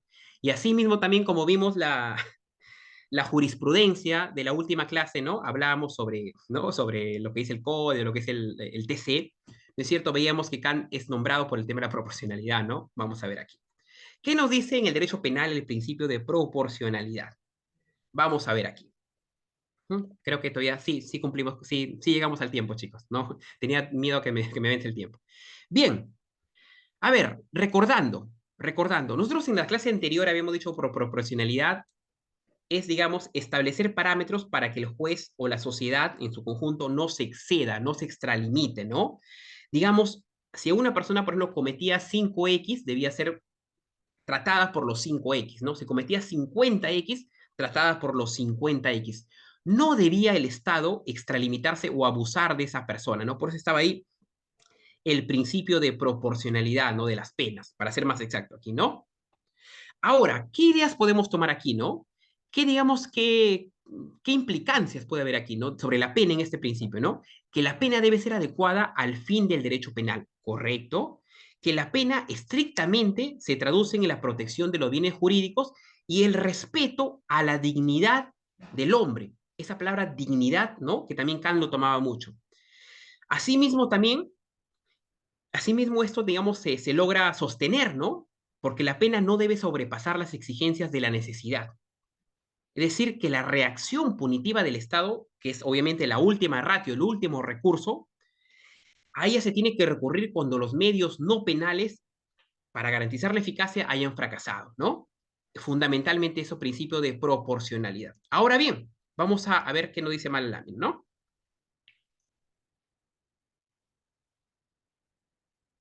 Segundito. Ujú. A ver, puntos, repasando. La pena no debe sobrepasar obviamente, las exigencias de la necesidad, la importancia y números de bienes jurídicos afectados, entidad del daño, peligrosidad, obviamente, ¿no? Tiene que evaluarse cuál ha sido el daño para proporcionalmente generar el castigo, el tema punitivo del Estado, ¿no? También acá que nos dice el principio de proporcionalidad, que la gravedad de la pena ha de ser proporcional a la gravedad del hecho jurídico, perdón, antijurídico. ¿Qué quiere decir esto, no? Por ejemplo, esa palabra antijuricidad también lo vamos a ver en teoría del delito, que de acá unas 2 clases tengo entendido. ¿Qué quiere decir esto, la antijuricidad? Es decir, el daño, ¿no? La gravedad del injusto, ¿no es cierto? Por ejemplo, ¿no? Si una persona quema una casa, proporcionalmente va a ser condenada por quemar esa casa. Pero ¿qué sucede si quema 20 casas? Cambia la cosa de manera proporcional, ¿no? Sobre este punto hay algo vital, ¿no? Que si bien no está regulado en la ley, pero el TC ha generado algo magnífico, que esto, digamos, el famoso test de proporcionalidad, ¿no? Que se analiza también el proceso. Primero, su principio de idoneidad que dice acá, ¿no? Vemos acá 3 subprincipios que el TC nos lo ha dado, ¿no? Primero dice acá, ¿qué es su principio de idoneidad? ¿No? Y ojo, entendiendo por la palabra idóneo, por términos generales, decimos que algo es idóneo cuando, digamos, es algo correcto, adecuado, ¿no? A ver, pero ¿cómo lo aterriza en el derecho penal? ¿No? Con el principio de idoneidad, ¿qué es lo que se exige, no? Bueno, se exige la ley penal que interviene en la libertad personal y otros derechos fundamentales, ¿no? Entonces, entra en la libertad personal y los derechos fundamentales. Tiene, a ver, repite acá, tiene que ser idónea o adecuada para la consecución de un objeto constitucionalmente legítimo, ¿no? Es decir, ¿qué busca esto? La protección de derecho o de otro derecho jurídicamente relevante. Es decir, tiene que ser jurídicamente relevante el derecho a proteger, como la libertad, como dice aquí. Principio de necesidad. Un segundito.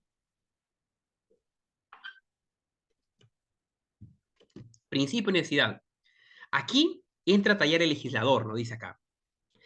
La actuación o la presencia del legislador en los derechos fundamentales a través de la legislación penal es sumamente necesaria cuando estén ausentes otros medios alternativos, ¿no?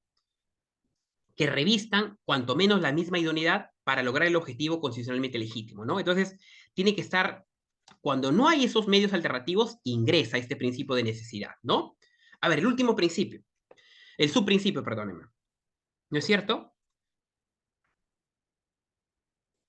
A ver, y cuando hablamos, a ver, y debo hacer una corrección aquí, estos dos están en la Constitución, ¿no es cierto? Ujú. Estos dos están en la Constitución, y este principio, y eso de acá es una idea aparte, ¿ya? Digamos, no, digamos, perdóneme, no lo he dicho, el TC no lo ha trabajado en su sentencia como el anterior, pero, a ver, pero, digamos, es muy, muy válido, ¿no? Esto, digamos, sí, ojo, corrijo, esto apareció, no, perdón, no en la norma, pero aparece, digamos, en la jurisprudencia del TC, ¿no es cierto? Repito aquí, la jurisprudencia del TC. Ujú. ¿Y qué nos dice? A ver, para poner en la lámina.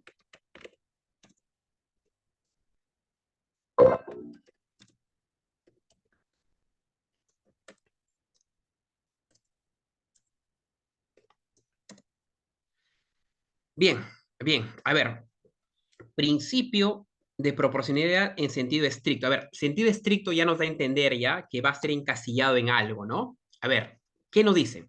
Acá obviamente se va al grado, ¿no? Al grado de realización del fin constitucionalmente legítimo, ¿no? ¿Y qué es lo que tiene que ser? Tiene que ser, acá dice, el TC dice, tiene que ser por lo menos, dice, equivalente al grado de afectación del derecho a la libertad personal. Repito, el grado de realización del fin constitucionalmente legítimo debe ser al menos, dice, es decir, tiene que guardarse para que se cumpla este principio, equivalente al grado de afectación del derecho a la libertad personal. Entonces, si se va a afectar a la libertad personal, al menos tiene que ser proporcional al grado digamos, de realización del fin constitucional, ¿no es cierto? Bien, entonces vemos aquí que esta serie de principios revisten una protección y una función de garantía. Dicen, ¿no?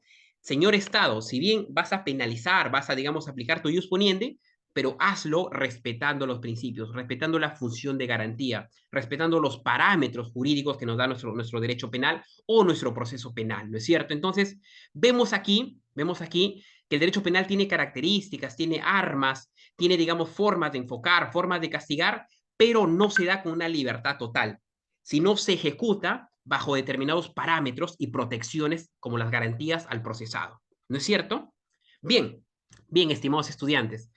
Esto ha sido la sesión del día de hoy. Si hubiera alguna pregunta, de mi parte, encantadísimo de responderlas. Y si no, nuevamente les agradezco por la atención. Sé que ha sido una sesión larga, ardua, pero digamos, el tema lo ameritaba, ¿no? Sobre los fundamentos y los principios, ¿no? Bien, si no hay ninguna pregunta, de mi parte, encantadísimo.